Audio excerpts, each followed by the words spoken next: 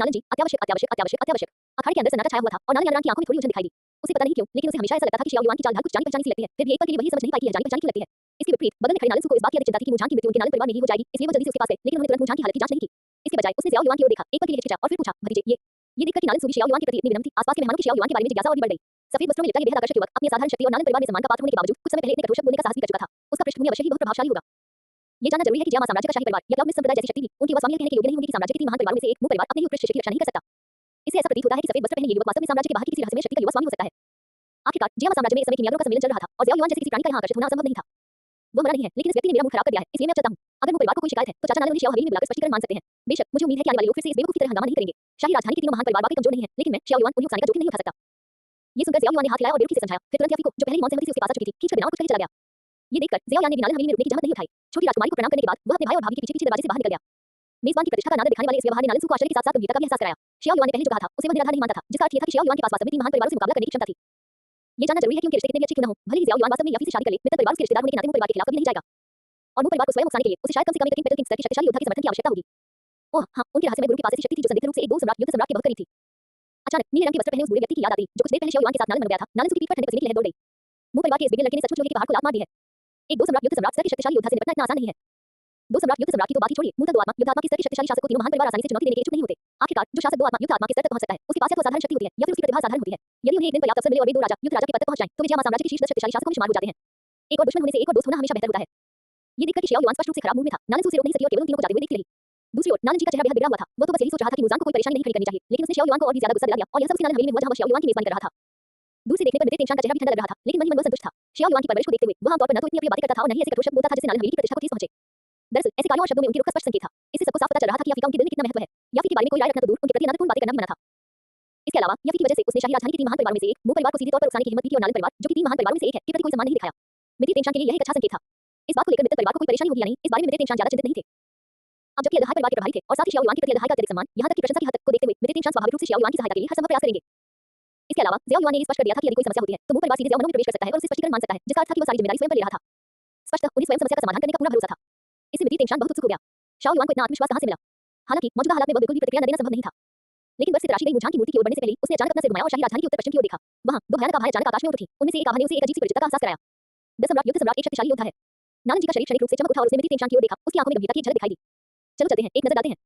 मृत्यु तेंशान को हाय डोडों की सुरक्षा की बेहद चिंता थी, इसलिए उसने तुरंत अपनी युद्ध जी को पंखों में बदल दिया। प्रकाश की खिड़की में परिवर्तित हो गया और उड़ गया। ये देखकर नालन जी ने भी अपनी युद्ध जी को सक्रिय किया, अपने पीछे पंखों की जोड़ी बनाई और उसके ठीक पीछे चलने लगा। ये सुनकर नालन यारान और बाकी लोग भी चौंक गए। एक दो सम्राट युद्ध सम्राट मूल रूप से जियामा साम्राज्य में सबसे शक्तिशाली अस्तित्व था। इतना शक्तिशाली व्यक्ति शाही राजधानी में प्रकट हुआ था और युद्ध कर रहा था। उन्हें जाकर देखना ही था। 2 सम्राट युद्ध सम्राट के शक्तिशाली योद्धाओं के बीच युद्ध देखना कोई ऐसी चीज नहीं थी जिसे कोई जब चाहे देख सके। यदि उन्हें इससे कुछ अंतर्दृष्टि प्राप्त हो जाए तो यह निसंदेह उनकी युद्ध जी साधना के लिए बहुत लाभदायक होगा।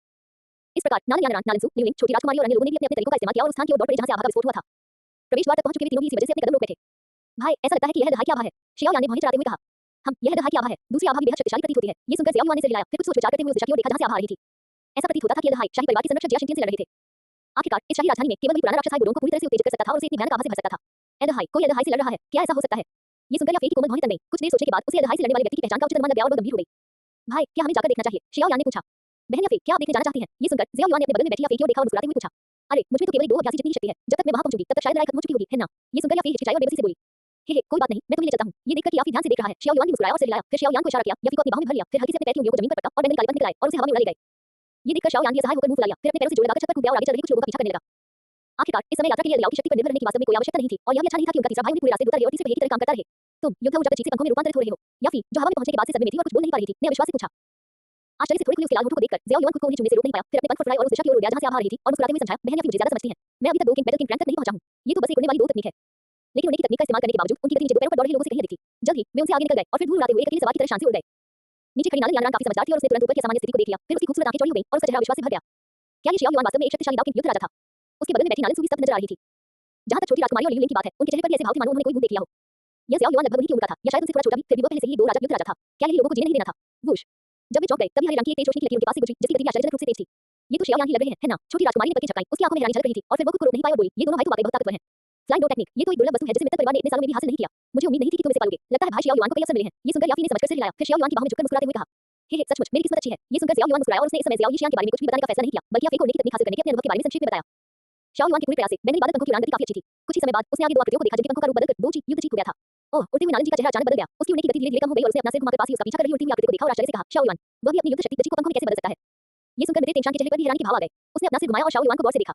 ये तो उड़ने की तकनीक लगती है। मित्र परिवार के मुखिया होने के नाते मित्र तेंशान की दृष्टि स्वाभाविक रूप से बहुत तेज थी। उन्होंने एक ही नजर में रहस्य को पहचान लिया और कुछ आश्चर्य के साथ कहा, फ्लाइंग बोट टेक्निक, उसे इतनी दुर्लभ चीज कैसे मिली? ओह, हाँ, लगता है इस लड़के का गुरु युद्ध सम्राट स्तर का शक्तिशाली गुरु है। मुझे लगता है आप उसके काफी करीब हैं। क्या आपके पास कोई अंदरूनी जानकारी है? ये सुनकर नालन जी भी संदेह से भर गया और फिर उसने उत्सुकता से पूछा। ये सुनकर मित्र तेंशान के चेहरे पर एक अजीब सा भाव आ गया। उसे सचमुच ये बात पता थी, लेकिन उसे डर था कि अगर उसने यह बात कह दी तो नालन जी ईर्ष्या से हरी हो जाएगी। मास्टर नालन, ग्रैंड एल्डर, आप लोग बड़े आराम से चल रहे हैं। जब तक आप वहां पहुंचेंगे, तब तक शायद युद्ध समाप्त हो चुका होगा। ज़ियाओ युआन दोनों के पीछे उड़ते हुए हंसते हुए बोला। ये सुनकर मित्र तेंशान और नालन जी ने एक दूसरे की ओर देखा, फिर तुरंत अपने पंख फड़फड़ाए और अपनी उड़ान की गति बढ़ा दी। ये देखकर ज़ियाओ युआन भी उसके पीछे-पीछे चलने लगा। बैंगनी बादल के पंख 5वें स्तर के राक्षसी जीव काले ज्वाला बैंगनी बादल बाज से लिए गए थे। किंवदंती है कि इसमें प्राचीन फीनिक्स का एक दुर्लभ वंश है और इसकी उड़ने की गति सभी उड़ने वाले राक्षसी जीवों में सबसे तेज है। उस समय बैंगनी बादल के पंखों को बनाने वाले वरिष्ठ ने कई मित्रों को इकट्ठा किया और इसे पकड़ने में 3 साल बिताए।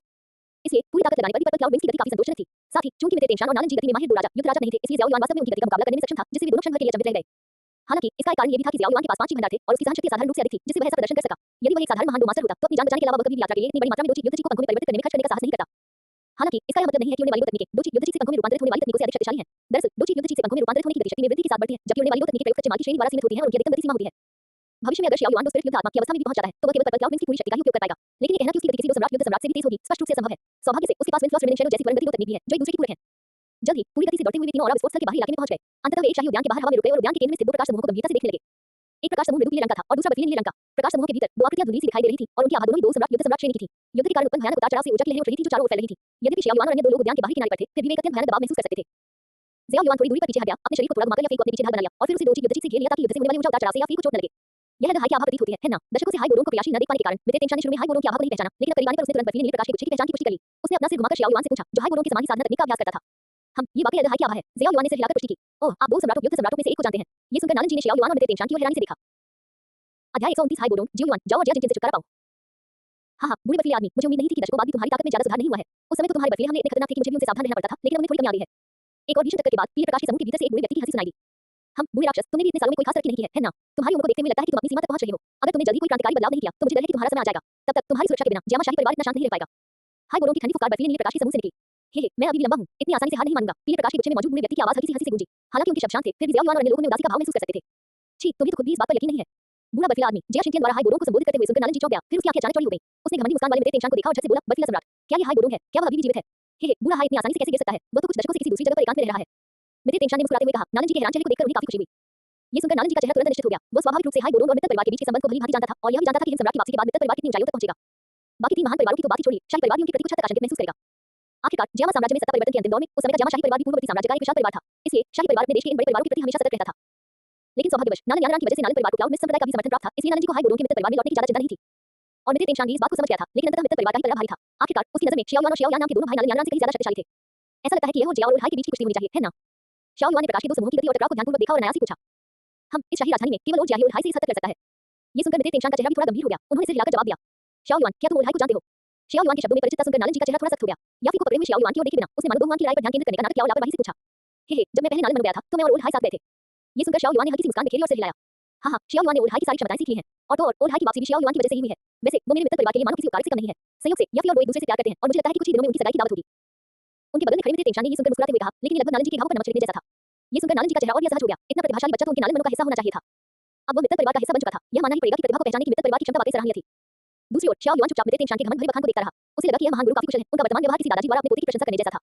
ज़ियाओ युआन की बाहों में समाई याफी का चेहरा थोड़ा लाल हो गया था। हालांकि कल रात भर वे एक दूसरे के साथ खुलकर बातें करते रहे थे और वह कोई ऐसी प्रेम में डूबी युवती नहीं थी जो आसानी से शर्मा जाए, लेकिन दो बुजुर्ग गुरुओं के सामने ज़ियाओ युआन की बाहों में होना और उनकी सगाई का सीधा जिक्र होना उसे सचमुच उत्साहित और शर्मिंदा दोनों कर रहा था। समय तेजी से बीत गया। कुछ अनौपचारिक बातचीत के बाद बगीचे में चल रही लड़ाई भी समाप्त होने वाली थी। ज़ियाओ यान भी वहां पहुंच गया था। ये देखकर कि दो भगवान आकृतियां केवल अभ्यास कर रही थी, उसे काफी राहत मिली और वो चुपचाप एक तरफ खड़ा होकर देखता रहा। कुछ देर बाद नालन यानारान और अन्य लोग देर से पहुंचे। उन्होंने कुछ असमंजस के साथ ज़ियाओ यान की पीठ की ओर देखा। ज़ियाओ युआन उड़ सकता था और वो तेज भी था, इसलिए ये गलत नहीं था। लेकिन ज़ियाओ यान की गति भी इतनी तेज क्यों थी? ज़ियाओ यान ने उनकी तीक्ष्ण निगाहों पर ध्यान नहीं दिया। बूढ़े याओ के शिष्य होने के नाते वह भी उपयुक्त चाल चलन और दो तकनीक का इस्तेमाल कर सकता था। वह आभा ऐसा लगता है जैसे परदादा जी की हो। छोटी राजकुमारी ने आकाश में पीले प्रकाश को देखते हुए थोड़ा मोहित चढ़ाते हुए आश्चर्य से कहा। दूसरा कौन है? इस जियामा साम्राज्य में दो हुआन विशेषज्ञ बहुत कम हैं और शाही शहर के आसपास के दो हुआन विशेषज्ञों में ऐसा लगता है कि केवल एक ही संप्रदाय प्रमुख है। यून यून, है ना? लिंग लिंग ने भौहें चढ़ाई। वो व्यक्ति गुरु नहीं है। नालन यानारान ने अपनी सांसों को शांत किया और सिर हिलाते हुए कहा। तो फिर वो कौन हो सकता है? सभी ने एक दूसरे को हैरानी से देखा। इस तरह का विशेषज्ञ अचानक कहीं से प्रकट नहीं हो सकता। बूम! बगीचे में प्रकाश के दोनों समूह फिर से भयंकर रूप से टकराए और फिर एक साथ पीछे की ओर तेजी से चले गए। अरे छोड़ो भी, मैं नहीं आऊंगा। मैं अब तुम्हारा प्रतिद्वंदी नहीं हूं। बर्फीले नीले प्रकाश के समूह के भीतर से हाय बोरों ने असहाय होकर हार मान ली। यदि वह सामान्य रूप से साधना कर पाता तो 20 वर्षों में भले ही वह 200 न बनता, अपनी प्रतिभा के बल पर दो हुआन की शिखर तक पहुंचना लगभग निश्चित होता। अफसोस की बात है। बूढ़े हिम, पिछले 20 वर्षों से आप क्या कर रहे थे? मुझे लगता है कि आपका रुचि स्तर तो पहले से भी कम हो गया है, लेकिन आपका हिंदोची और भी परिष्कृत हो गया है और आपकी दो तकनीकें पहले से कहीं अधिक सहजता से निष्पादित हो रही हैं। ऐसा नहीं लगता कि आपने अपनी साधना की उपेक्षा की है। पीले प्रकाश का समूह थोड़ा कांप उठा, फिर उस पर से प्रकाश धीरे-धीरे गायब हो गया। एक साधारण भान के वस्त्र में लिपटा हुआ सफेद बालों वाला एक बूढ़ा व्यक्ति भीतर से निकला, जिसने अपनी आंखों को भी नियंत्रित कर लिया था और उसने ही बोरों को हैरानी भरे भाव से देखा और कुछ भी न नहीं रह सका। ये सुनकर हाई बोरोन ने आंखें घुमाई और मुंह फुलाते हुए कहा, बकवास, क्या मैं ऐसा दिखता हूं जो साधना की उपेक्षा करेगा? मैंने रानी मेडुसा से लड़ाई की थी और मैं हार गया था। मैं तो इन सभी वर्षों में चोटों से उबरने में ही लगा रहा हूं। क्या तुम रानी मेडुसा से लड़ाई में बच गए? वाकई कमाल है। ये सुनकर जिया शिनचेन आश्चर्य से पलकें झपकाईं, फिर आदरपूर्वक हाई बोरोन को अंगूठा ऊपर करके इशारा किया। इसके बाद उसने बगीचे के बाहर शियाओ युआन और उसके समूह की ओर देखा और हंसते हुए कहा, लगता है हमने आज रात काफी लोगों को परेशान कर दिया है। जिया शिनचेन की निगाहें सब पर घूमी और अंत में छिपती हुई छोटी राजकुमारी पर आकर रुक गईं। वो दम रह गया और फिर असहाय होकर सिर हिलाया। हे बूढ़ी जिया, कुछ साल बीत गए हैं और आप सचमुच पहले की तरह ही चुस्त दुरुस्त हैं। भांति वस्त्र पहने हुए व्यक्ति को अपनी ओर देखते देख मेरे तेंशान और नालन जी दोनों ने जल्दी से प्रणाम किया। मुझे आप दोनों को परेशान करने की उम्मीद नहीं थी। मुझे सच में खेद है, मैं बुरा हो रहा हूं और मेरी जिद बढ़ती जा रही है। जिया शिनचेन ने मुस्कुराते हुए सिर हिलाया। बूढ़ी जिया मजाक कर रही है। ये सुनकर नालन जी और दूसरे आदमी ने तुरंत सुलह का भाव दिखाते हुए मुस्कुरा दिया। ये सुनकर जिया शिनचेन ने लापरवाही से हाथ हिलाया, फिर उनकी नजर उन पर पड़ी और अंत में शियाओ युआन पर टिक गई। उनकी धुंधली निगाहें उसकी पीठ पर लगे पंखों पर घूमी और वे तुरंत अचंभित हो गए, आश्चर्य से बोले, अरे क्या ये उन्हीं की तकनीक है? ये युवक कौन है? जूनियर शियाओ युआन और जिया को नमस्कार। ये सुनकर शियाओ युआन ने सिर झुकाया और मुस्कुराया। वाह, वाकई बहुत प्रभावशाली। इतनी कम उम्र में इतनी दुर्लभ दो तकनीक का ज्ञान होना, ये युवक वाकई असाधारण लगता है। जिया शिनचेन ने धीरे से मुस्कुराते हुए कहा। इस समय याफी शियाओ युआन के सहारे हवा में खड़ी रह सकती थी और झुक नहीं सकती थी, इसलिए उसने क्षमा मांगते हुए मुस्कुराया और फिर मौखिक रूप से उनका अभिवादन किया। लेकिन जिया शिनचेन को इससे कोई आपत्ति नहीं थी, उसने मुस्कुराते हुए सिर हिलाया। अरे तुम बदमाश भी आ गए, हम और साथ में ये लड़की याफी भी। बर्फीली नीली रोशनी चमकी और हाई बोरोन शियाओ युआन के सामने प्रकट हुआ और उन दोनों को देखकर मुस्कुराया। बहन याफी एक दो हुआन विशेषज्ञ के व्यवहार को देखना चाहती थी, इसलिए मैं उन्हें दिखाने के लिए हलाया। ये सुनकर जियाओ युआन ने कंधे उचका दिए, उसकी अवस्था अत्यंत सहज थी, उसमें वह संयम बिल्कुल नहीं था जो अन्य लोग हुआन विशेषज्ञ का सामना करते समय दिखाते हैं। ठीक है, फिर हे बोरोन, जिसे बिना किसी स्पष्ट कारण के एक चम्मच कुत्ते का खाना खिलाया गया था, ये सुनकर असहाय होकर मुंह फुला लिया। बूढ़ी आइस, क्या ये युवक आपका शिष्य है? इसकी प्रतिभा काफी अच्छी लगती है। दोनों के बीच अनौपचारिक माहौल को देखते हुए जिया शिनचेन ने मुस्कुराते हुए पूछा। हे आप ऐसा कह सकते हैं, मैंने उसे ज्यादा कुछ नहीं सिखाया, उसकी वर्तमान स्थिति मूलतः उसकी अपनी प्रतिभा की बदौलत ही है। ये सुनकर हाई बोरोन मुस्कुराया और फिर बिना किसी झिझक के ईमानदारी से अपनी बात कह दी। वाह दर्शकों, बात तो आप न सिर्फ ज्यादा बातूनी हो गए हैं, बल्कि विनम्र होना भी सीख गए हैं। ये सुनकर जिया शिनचेन की आंखों में थोड़ी शरारत झलक उठी और उसने मुस्कुराते हुए चिढ़ाया। हे हाई बोरोन ने इस बारे में कोई स्पष्ट जवाब नहीं दिया। नीचे खड़ी नालन यान ने ये सुनकर अचानक एक बात समझ ली। शियाओ युआन की साधना की गति इतनी तेज होना कोई आश्चर्य की बात नहीं थी, ऐसा लगता था मानो ये सम्राट की पूर्ण साधना का परिणाम हो। मित्र परिवार के संसाधनों के साथ ऐसे प्रतिभाशाली व्यक्ति का उत्पादन करना असंभव नहीं था। ये देखकर किसी ने भी उसकी बात पर विश्वास नहीं किया। हाई बोरोन ने समझाने की जहमत नहीं उठाई। अगर उन्हें पता चलता कि क्लाउड मिस संप्रदाय के यूंग का भी शियाओ युआन के साथ एक विशेष संबंध है, तो वहां मौजूद सभी लोग शायद हैरान रह जाते और जमीन पर गिर पड़ते। वैसे नीचे दिख रही नालन यान यूंग की शिष्या लगती है ना? उफ, पता नहीं भविष्य में जब ये रिश्ता सामने आएगा तो क्या रोमांचक स्थिति होगी। हाई बोरोन ने नीचे नालन यान की ओर देखा, जिसके चेहरे पर कुछ एहसास के भाव थे, फिर उसने शियाओ युआन की ओर देखा, उसकी आंखों में कुछ अजीब सा भाव था। वह हाई बोरोन गपशप करने वाला व्यक्ति नहीं था, लेकिन वह इस गपशप के बारे में वाकई गपशप करना चाहता था। क्या मैं इस युवक को आजमा कर देखूं? इस समय कुछ देर से चुप रहे जिया शिनचेन ने शियाओ युआन की ओर देखते हुए कुछ चौंकाने वाली बात कही। उद्धरण चिन्ह प्रश्नवाचक चिन्ह प्रश्नवाचक चिन्ह प्रश्नवाचक चिन्ह उद्धरण चिन्ह। ये सुनकर वहां मौजूद सभी लोगों की आंखें चौड़ी हो गईं। क्या तुम मजाक कर रहे हो? बुजुर्ग, ये क्या बकवास कर रहे हो? महान दो मास्टर शियाओ युआन तुम्हारे जैसे भी दो हुआन विशेषज्ञ से कैसे मुकाबला कर सकता है? ये सुनकर हाई बोरोन ने गुस्से से कोसते हुए कहा, अगर तुम सच में मुकाबला करने वाले हो तो कम से कम अपने सर को शियाओ युआन के सर तक तो दबा लो, है ना? जिया शिनचेन भी एक अनुभवी चालाक व्यक्ति था, इसलिए वह स्वाभाविक रूप से हाई बोरोन के शब्दों का छिपा अर्थ समझ गया। फिर उसने हंसते हुए कहा, भले ही मैं खुद को उसी स्तर तक दबा लूं, इस लड़की की युद्ध शक्ति और अनुभव मेरे बराबर नहीं है, है ना? क्या तुम इतने आश्वस्त हो? हम तुम उसी दायरे में तुम शियाओ युआन का मुकाबला नहीं कर सकते। ये सुनकर हाई बोरोन मुस्कुराया और पूरे आत्मविश्वास से बोला, ओह तो मैं सच में कोशिश करना चाहता हूं। ये सुनकर जिया शिनचेन की प्रतिस्पर्धात्मक भावना भी जागृत हो गई। उसने तुरंत हाथ के निशान बनाए और अपनी आभा को तीर सितारा दोषी स्तर तक दबा लिया। फिर रेल ने जियाओ युआन की ओर देखा और कहा, चलो मुझे देखने दो कि और हाई को तुम पर इतना भरोसा क्यों है? शियाओ युआन, इस बुरे आदमी के सामने जरा भी संकोच मत करो, बस उसे जमीन पर गिरा दो और उसकी पिटाई करो। हाई बोरोन ने किनारे से उत्साहवर्धन किया। उद्धरण चिन्ह डॉट डॉट डॉट। नहीं बूढ़े हाई, बूढ़ी जिया, क्या तुम दोनों बस खेल नहीं सकते? मुझे इसमें घसीटने की क्या जरूरत है? अगर मैं हार गया तो बूढ़ी जिया की जीत सम्मानजनक नहीं होगी और अगर मैं जीत गया तो बूढ़ी जिया का और भी अपमान होगा। मैं ऐसा कोई काम नहीं करूंगा जिसका कोई फल न मिले। ये सुनकर शियाओ युआन ने तुरंत मना कर दिया। वो यहाँ शो देखने आया था, उसमें प्रदर्शन करने नहीं। और हाई, इस बच्चे का व्यक्तित्व तुम्हारे जितना सीधा साधा नहीं है। ये देखकर जिया शिनचेन ने चिढ़ाया, फिर उसकी आंखें तेजी से चमकी और उसने सक्रिय रूप से शियाओ युआन पर हमला कर दिया। लेकिन जियाओ युआन की प्रतिक्रिया और भी तेज थी। उसने तुरंत याफी को कसकर गले लगाया और अपनी पीठ पर पंख फड़फड़ाते हुए अपनी जगह से उठ खड़ा हुआ। तभी काली ठंडी ऊर्जा निकली जो चांदनी में एक साथ रोशनी बिखेर रही थी। अरे उसने तो हमले की पहल ही कर दी। हाई बोरोन के होठों पर एक घमंडी मुस्कान आ गई। उस समय जब वह दो लिंक स्तर पर था, उसे शियाओ युआन के हाथों हाथ का सामना करना पड़ा था। अब जब वो जिया ने अपनी शक्ति को शियाओ युआन के समान महान दो मास्टर स्तर तक दबा लिया है, तो वह शायद ही। और जियाओ युआन की हरकतें देखकर जिया शिनचेन भी थोड़ा नाराज हो गया। क्या ये लड़का किसी को उठाकर उसे लड़ने की योजना बना रहा था? उसकी हरकतें कुछ ज्यादा ही बेतुकी थी। याफी को पहले तो इस बात की चिंता थी और वो चाहती थी कि शियाओ युआन उसे पहले नीचे उतार दे, लेकिन शियाओ युआन के शांत चेहरे को देखकर उसे अचानक सुरक्षा का एहसास हुआ और उसने बोलने की जल्दी नहीं की। उसने आज्ञाकारी भाव से शियाओ युआन को गले लगाया और पूरी कोशिश की कि लड़ाई के दौरान शियाओ युआन को कोई नुकसान न पहुंचे। जिया शिनचेन को देखकर जिसके शरीर पर डोर की संघनित थी और जो सीधी काली बर्फ की धुंध से होकर गुजरा, जियाओ युआन के होंठ हल्के से मुड़े, फिर उसने बिना किसी हड़बड़ी के और सुरुचिपूर्ण ढंग से अपनी उंगलियां चटकाईं। अगले ही पल बर्फ की धुंध तुरंत बर्फ के क्रिस्टलों में संघनित हो गई, जो चंद्रमा की रोशनी को प्रतिबिंबित करते हुए एक चकाचौंध भरी चुभने वाली ठंडी रोशनी उत्सर्जित कर रही थी। जिया शिनचेन ने अनजाने में ही अपनी आंखें उठाकर बचाव किया और उसी समय उसके दूसरे हाथ से डोरची का विस्फोट हुआ, जिससे आसपास के बर्फ के क्रिस्टल चकनाचूर हो गए। हालांकि जिस क्षण उसकी दृष्टि धुंधली हुई, उसी क्षण जियाओ युआन के हाथ में बनी मुद्राएं तेजी से बदल गईं और उसके चारों ओर बर्फ के मेघ दिखाई दिए, जो तेजी से घूमने लगे। जब जिया शिनचेन की दृष्टि वापस आई, तो उसने देखा कि काले बर्फ के बेड़ों का एक तूफान सीधे उसकी ओर आ रहा है। अध्याय 130 शर्मिंदा जिया शिनचेन। मिस्टर काइस ओलिवन किल, उसने वाकई और हाई की सारी तरकीबें सीख ली हैं। जिया शिनचेन अपने सामने घटित हो रहे दृश्य को प्रशंसा के भाव से देख रहा था, लेकिन वह विचलित नहीं हुआ। उसकी डोर की ऊर्जा प्रज्वलित हुई और एक घना मिट्टी जैसा पीला प्रकाश निकला, जिसने उसके सामने एक भारी ढाल बना दी। ये तो बस इतना ही कहा जा सकता है कि यह वास्तव में एक सुवर्ण रैंक की वो तकनीक थी जिसे रोहुआन विशेषज्ञ द्वारा इस्तेमाल किया गया था और पृथ्वी गुणित दोची के साथ मिलकर इसकी रक्षात्मक शक्ति अविश्वसनीय रूप से भयानक थी, जिसने वास्तव में जियाओ युआन के हमले को रोक दिया था। अगर यह एक साधारण सितारा दोषी होता तो यह हमला उसे हराने के लिए काफी होता, लेकिन जिया शिनचेन को साधारण महान दो मास्टर नहीं माना जा सकता था। हालांकि जिया शिनचेन ने शियाओ युआन के दोची भंडार को कम आंका। जैसे ही मिट्टी के पीले रंग की ढाल गायब हुई, आकाश को हिला देने वाली एक ड्रैगन की दहाड़ सुनाई दी और एक रहस्यमय बर्फीला काला ड्रैगन संघनित हुआ, जो बर्फीली ठंडी की लहरों को लिए हुए सीधे जिया शिनचेन की ओर बढ़ रहा था। एक और जुबान रैंक एडवांस दो तकनीक। सजीव दिखने वाले रहस्यमय बर्फीले काले ड्रैगन को देखकर जिया शिनचेन के चेहरे पर भी आश्चर्य के भाव आ गए। तीन सितारा दोषी के दोची भंडार के साथ लगातार दो जुबान रैंक दो तकनीक के छोटे हुए दोची पंखों को बनाए रखना वाकई थोड़ा अविश्वसनीय था। इसके अलावा इस दो तकनीक को देखकर ऐसा प्रतीत होता था कि हवा में बर्फ से संबंधित ऊर्जा के उतार चढ़ाव को थोड़ा हिला सकती है। इससे ये स्पष्ट हो जाता था कि यह दो तकनीक संभवतः निरंतर तकनीक के स्तर तक पहुंच चुकी है और इसमें लगने वाली दोची की मात्रा स्वाभाविक रूप से सामान्य जुबान रैंक दो तकनीक से कहीं अधिक है। लेकिन यही उस बच्चे की सीमा भी होनी चाहिए, है ना? जियाओ युआन के आसपास दोची की काफी कमजोर उतार चढ़ाव को महसूस करते हुए जिया शिनचेन ने भी राहत की सांस ली। हालांकि वही प्रतिभाशाली था, लेकिन उसे एक उच्च कोटि के दो हुआन विशेषज्ञ को केवल जुबान रैंक दो तकनीक से हराना इतना आसान नहीं था। नीचे जियाओ युआन के चेहरे पर संदेह के भाव थे। उसे हमेशा लगता था कि कुछ गड़बड़ है। अपने तीसरे भाई के बारे में उसकी समझ के अनुसार केवल दो जुबान रैंक दो तकनीक से उसके तीसरे भाई की दोची इतनी अस्थिर नहीं होनी चाहिए, है ना? शियाओ युआन को मिस्टिक ड्रैगन फ्लाई का प्रयोग करते हुए, एक हाथ से हस्त मुद्रा बनाते हुए और दूसरे हाथ से याफी को पकड़े हुए, उसके वस्त्र लहराते हुए, बाल लहराते हुए, एक शानदार अंदाज में देखते हुए हाई बोरोन के चेहरे पर भी कुछ हद तक निर्मलता के भाव दिखाई दिए। उनका ये ताजगी भरा और जोशीला स्वभाव उनकी युवावस्था के स्वभाव से बहुत मिलता जुलता था। वह इस दुनिया में बस एक और मैं ही था। जहां एक और हाई बोरोन अपने गौरवशाली अतीत को याद कर रहा था, वहीं दूसरी ओर जिया शिनचेन बेहद बुरे दौर से गुजर रहा था। उसने शुरू में सोचा था कि मिस्टिक ड्रैगन फ्लाई ही अंतिम चाल है, इसलिए उसने शियाओ युआन की किसी अन्य चाल से बचाव नहीं किया। अप्रत्याशित रूप से जब रहस्यमय बर्फीला काला ड्रैगन जिया शिनचेन के सामने आया, तो ऐसा लगा जैसे उसने दहाड़ने के लिए अपना मुंह खुला हो, लेकिन इसके बजाय उसने सीधे भयानक लगते हुए जो ड्रैगन की मुंह को पिघलाने के लिए काफी शक्तिशाली थी। Exotic flame. भयंकर गर्मी की लहर को अपनी उड़ाते हुए महसूस करते हुए जिया शिनचेन की आवाज थोड़ी तीखी हो गई। अगले ही पल वो पूरी तरह से भीषण लपटों में गिर गया। बूम! इसके तुरंत बाद मिस्टर काइस ब्लैक ड्रैगन भी एक्सोटिक फ्लेम में जा गिरा और शुद्ध दो चीनी परिवर्तित हो गया, जिससे ज्वालाओं का तापमान और भी भयावह स्तर तक बढ़ गया। नीचे 100 मीटर दूर से देख रही वीर को भी अचानक भीषण गर्मी का सामना करना पड़ा। क्या ये कोई महान मास्टर है? कुछ क्षण बाद छोटी राजकुमारी ने अविश्वास से पूछा, उसकी आवाज लड़खड़ा गई थी। हालांकि पूरा परिसर सन्नाटे में डूबा हुआ था, स्पष्ट रूप से वे शियाओ युआन की भयानक युद्ध शक्ति से स्तब्ध थे। यहाँ तक कि हमेशा गर्वित रहने वाली नालियान की विनाशकारी लपटों को देखकर अपने कोमल शरीर में सिहरन महसूस करने लगी। अपनी ताकत के साथ अगर उसे ऐसा प्रहार झेलना पड़ा तो वह शायद ही बच पाएगी। अगर वह पूरी तरह से मृत शरीर छोड़ दे तो भी यह शियाओ युआन का ज्वाला पर सटीक नियंत्रण माना जाएगा। भूटान शहर के पूर्व युवा स्वामी जिन्हें अपनी सगाई रद्द करने के बारे में विनम्रतापूर्वक चर्चा करनी पड़ी थी, एक निकम्मा युवा स्वामी जो साधना नहीं कर सकता था, अब निर्वाण के बाद फीनिक्स की तरह पुनर्जन्म ले चुका है। नालन यानरान के चेहरे पर कुछ जटिल भाव थे। बहन याफी को शियाओ युआन द्वारा अमर प्रेमियों की तरह गले लगाए हुए देखकर नालन यानरान ने अपने लाल होठों को काट लिया और अंततः उसे एहसास हुआ कि उस समय उसका आवेगपूर्ण कार्य वास्तव में लापरवाह था। और अब शायद यही लापरवाही की कीमत थी। बर्फ के ड्रैगन के भीतर एक अनोखी ज्वाला छिपाना, जैसा कि मेरे तीसरे भाई से उम्मीद थी, उसकी कल्पनाशीलता वाकई अद्भुत है। नीचे शियाओ यान ने उत्तेजित भाव से अपनी जान पर जोर से थप्पड़ मारा और चिल्लाया, ये तरीका काफी अनोखा है, लेकिन एक्सोटिक फ्लेम पर पर्याप्त नियंत्रण के बिना इस चाल को पूरा करना शायद मुश्किल होगा। इसके अलावा मुझे लगता है कि आकाश को भरने वाली एक्सोटिक फ्लेम भी अपनी प्रधान दो तकनीक है, अन्यथा उसकी वर्तमान आत्मा शक्ति और दोची के साथ इस तरह सीधे एक्सोटिक फ्लेम को छोड़ने पर उसकी रुचि बहुत जल्दी खत्म हो जाएगी। बूढ़े याओ की नजर काफी तेज थी, उन्होंने तुरंत ही इसके फायदे और नुकसान बता दिए। लगता है मुझे इस एक्सोटिक फ्लेम के बारे में भी अच्छी तरह से रिसर्च करने की जरूरत है। इतना कीमती खजाना होने के बावजूद उसे नजरअंदाज करना एक तरह से बर्बादी है। ये सुनकर शाओ यान ने सोच विचार करते हुए कहा, आखिरकार आपसे खेलने के मामले में वो काफी आत्मविश्वासी था। बूम! इस समय आकाश में अचानक एक भयानक ऊर्जा का विस्फोट हुआ और आकाशीय सागर वास्तव में इस ऊर्जा से सीधे पीछे हट गया और पीछे की ओर लुढ़क गया। और हवा में खड़ी शियाओ युआन और बहन याफी को इसका सबसे ज्यादा खामियाजा भुगतना पड़ा। स्पष्ट रूप से ऐसे संकट का सामना करते हुए जिया शिनचेन भी खुद को रोक नहीं सका और उसने केवल अपनी दो युआन शक्ति को बहाल किया ताकि यह सुनिश्चित हो सके कि उसे चोट न लगे। अच्छा नहीं है। ये दृश्य देखकर हाई बोरों को तुरंत समझ आ गया कि कुछ गड़बड़ है। अपनी दृष्टि से वो स्पष्ट रूप से देख सकता था कि आग का वो विशाल सागर अब शियाओ युआन के नियंत्रण में नहीं था। जैसे ही वह शियाओ युआन की मदद करने के लिए ऊपर जाने ही वाला था, तभी उसने देखा कि शियाओ युआन बहन याफी को पकड़े हुए धीरे-धीरे वहीं गायब हो रहा है, जबकि शियाओ युआन को बहन याफी को गले लगाकर उड़ती हुई केंचुली की तरह हवा में उड़ गया। उसका वो सुंदर रूप और सफेद वस्त्र सचमुच एक अलग ही अमर आकर्षण बिखेर रहे थे, जिससे नीचे खड़ी छोटी राजकुमारी और नालन यानरान उसमें से उसे देखती रह गई। लेकिन तभी नालन यानरान की आंखों में संदेह का भाव आ गया। ये चाल चलन तकनीक इतनी जानी-पहचानी क्यों लग रही थी? उसकी फ्लाइंग कैटकिन चाल चलन तकनीक से इतनी मिलती-जुलती, फिर भी उसे कहीं अधिक उन्नत। कितनी अजीब बात है। क्या ऐसा हो सकता है कि शियाओ युआन को एक और अवसर मिला हो? स्विश! हाई बोरों अभी भी शियाओ युआन के बगल में मौजूद था। शियाओ युआन के ठीक होने की पुष्टि करने के बाद उसने संतुष्टि से सिर हिलाया। ऐसा मत कहो, अब मेरे पास तुम्हें सिखाने के लिए कुछ नहीं बचा है। तुम तो स्नातक हो चुके हो, बच्चे। मुझे तो असल में तुमसे ही ड्रैगन के मुंह में एक अनोखी ज्वाला छिपाने की तरकीब सीखनी पड़ेगी। हाई बोरों ने मुस्कुराते हुए कहा। ये सुनकर शियाओ युआन का चेहरा थोड़ा गंभीर हो गया और उसने कहा, बुरा हाल मजाक कर रहा है। मिस्टर काइस ड्रैगन फ्लाइट के आपके ज्ञान को देखते हुए आप शायद इस विधि को देर सवेर समझ ही जाते। मैंने तो बस बूढ़े हाई को यह विचार पहले से ही बता दिया था। हे तुम सच में बहुत घमंडी हो, लेकिन साथ ही काफी विनम्र भी। संक्षेप में, शाबाश। ये सुनकर हाई बोरों ने अवाक होकर अपना सिर हिलाया। शियाओ युआन के कंधे पर थपथपाया और फिर कुछ हद तक प्रसन्नता भरे भाव से जिया शिनचेन की ओर देखा। इस समय हालांकि जिया शिनचेन को कोई चोट नहीं आई थी, लेकिन उसका भान का वस्त्र जलकर काला हो गया था, उसकी दाढ़ी का कुछ हिस्सा झुलस गया था और उसके कपड़ों से कुछ काली राख उसके चेहरे पर लगी हुई थी, जिससे वो काफी अस्त-व्यस्त दिख रहा था। हे बुरे राक्षस, मेरे शिष्य, क्या वो अच्छा नहीं है? हाई बोरों ने मुस्कुराते हुए पूछा। इसने तो सच में इस बुरे आदमी को जान से मार ही डाला था। हाई बोरों, तुम्हारा शिष्य वाकई कमाल का है। ये सुनकर जिया शिनचेन ने ठंडी सी सांस ली और अपने चेहरे से काली राख पोंछी, लेकिन बोलते समय भी उसका चेहरा बहुत काला था। अभी तक तो उसे लग रहा था कि 3 सितारा दारूशी शियाओ युआन उसका कुछ नहीं बिगाड़ सकता। अब उसे महसूस हो रहा था कि एक महान दो मास्टर की तो बात ही छोड़िए, अगर एक को भी अचानक इस तरह से मारा जाए तो वह शायद अधमरा होकर मर जाएगा। इस बच्चे की युद्ध शैली बहुत ही विचित्र थी, जिससे लोग सचमुच थोड़े हैरान हो जाते थे। हालांकि वह हार मानने वालों में से नहीं था, इसलिए उसने शियाओ युआन पर ध्यान नहीं दिया। उसने अपने वस्त्रों को थपथपाया और पलक झपकते ही नीचे छोटी राजकुमारी के पास प्रकट हो गया। एक वाक्य कहकर वह उसे वापस राजमहल ले गया। सब लोग यहाँ से चले जाएं। स्पष्टतः उनकी वर्तमान स्थिति में उनके लिए सबके सामने इतनी देर तक रुके रहना वास्तव में अच्छा नहीं था। अरे! ये देखकर हाई बोरों मुस्कुराया, फिर उसने पास ही खड़े मित्र तेंगशान की ओर देखा, उसे आंख मारी और फिर शियाओ युआन से कहा, चलो चलते हैं। कृपया शियाओ युआन को लिफ्ट दे दीजिए, ओल्ड हाई। शियाओ युआन ने मुस्कुराते हुए कहा, ये सुनकर हाई बोरों ने सिर हिलाया, फिर शियाओ युआन को उठाने के लिए नीचे गया और फिर वे चारों सीधे शियाओ मनु की ओर उड़ गए। नीचे मौजूद भीड़ में लिंग का चेहरा कुछ गंभीर था। उसने पहले सोचा था कि शियाओ यान को औषधीय गोलियां बनाने की कला में महारत हासिल है, इसलिए उसने आंतरिक परीक्षा में पहला स्थान प्राप्त किया। लेकिन अब ऐसा लग रहा था कि शियाओ यान के पीछे एक डोहुआन विशेषज्ञ भी खड़ा है, जो उसका गुरु है, एक ऐसा महाविशेषज्ञ जिसके साथ पूरी विनम्रता से पेश आता है। इससे उनकी कुछ श्रेष्ठता पल भर में गायब हो गई और कुछ समय के लिए उन्हें इसे स्वीकार करना थोड़ा मुश्किल लगा। जहां तक नालन जी, नालन सु और नालन यानरान की बात है, उनमें से पहले के मन में केवल पछतावा था, जबकि तीसरी का मन पूरी तरह से उलझन में था। वो वास्तव में ये तय नहीं कर पा रही थी कि उस समय सगाई को रद्द करने के लिए जाने का उसका लापरवाह कदम सही था या गलत। अगर यह सही था तो बहन याफी और शियाओ युआन को अब इतना अच्छा मेल खाते देख उसे असहज क्यों महसूस हो रहा था? अगर यह गलत था तो क्या उसके पास अभी भी सुधार करने का मौका था? वो खुद भी अब इसे समझ नहीं पा रही थी। वो बुरा आदमी तुम्हारी प्रतिभा से थोड़ा सावधान जरूर है, वरना जब भी वो मुझे लौटते देखता है तो हमेशा मुझे चुनौती देने और अनुशासन सिखाने की कोशिश करने की उसकी आदत को देखते हुए वो तुम्हें अभी इतनी आसानी से नहीं छोड़ता। शियाओ मनु में लौटने के बाद हाई बोरों ने उपहास करते हुए कुछ तिरस्कार के साथ कहा, क्या ऐसा है? मुझे तो लगता है कि वो जिया काफी मिलनसार है।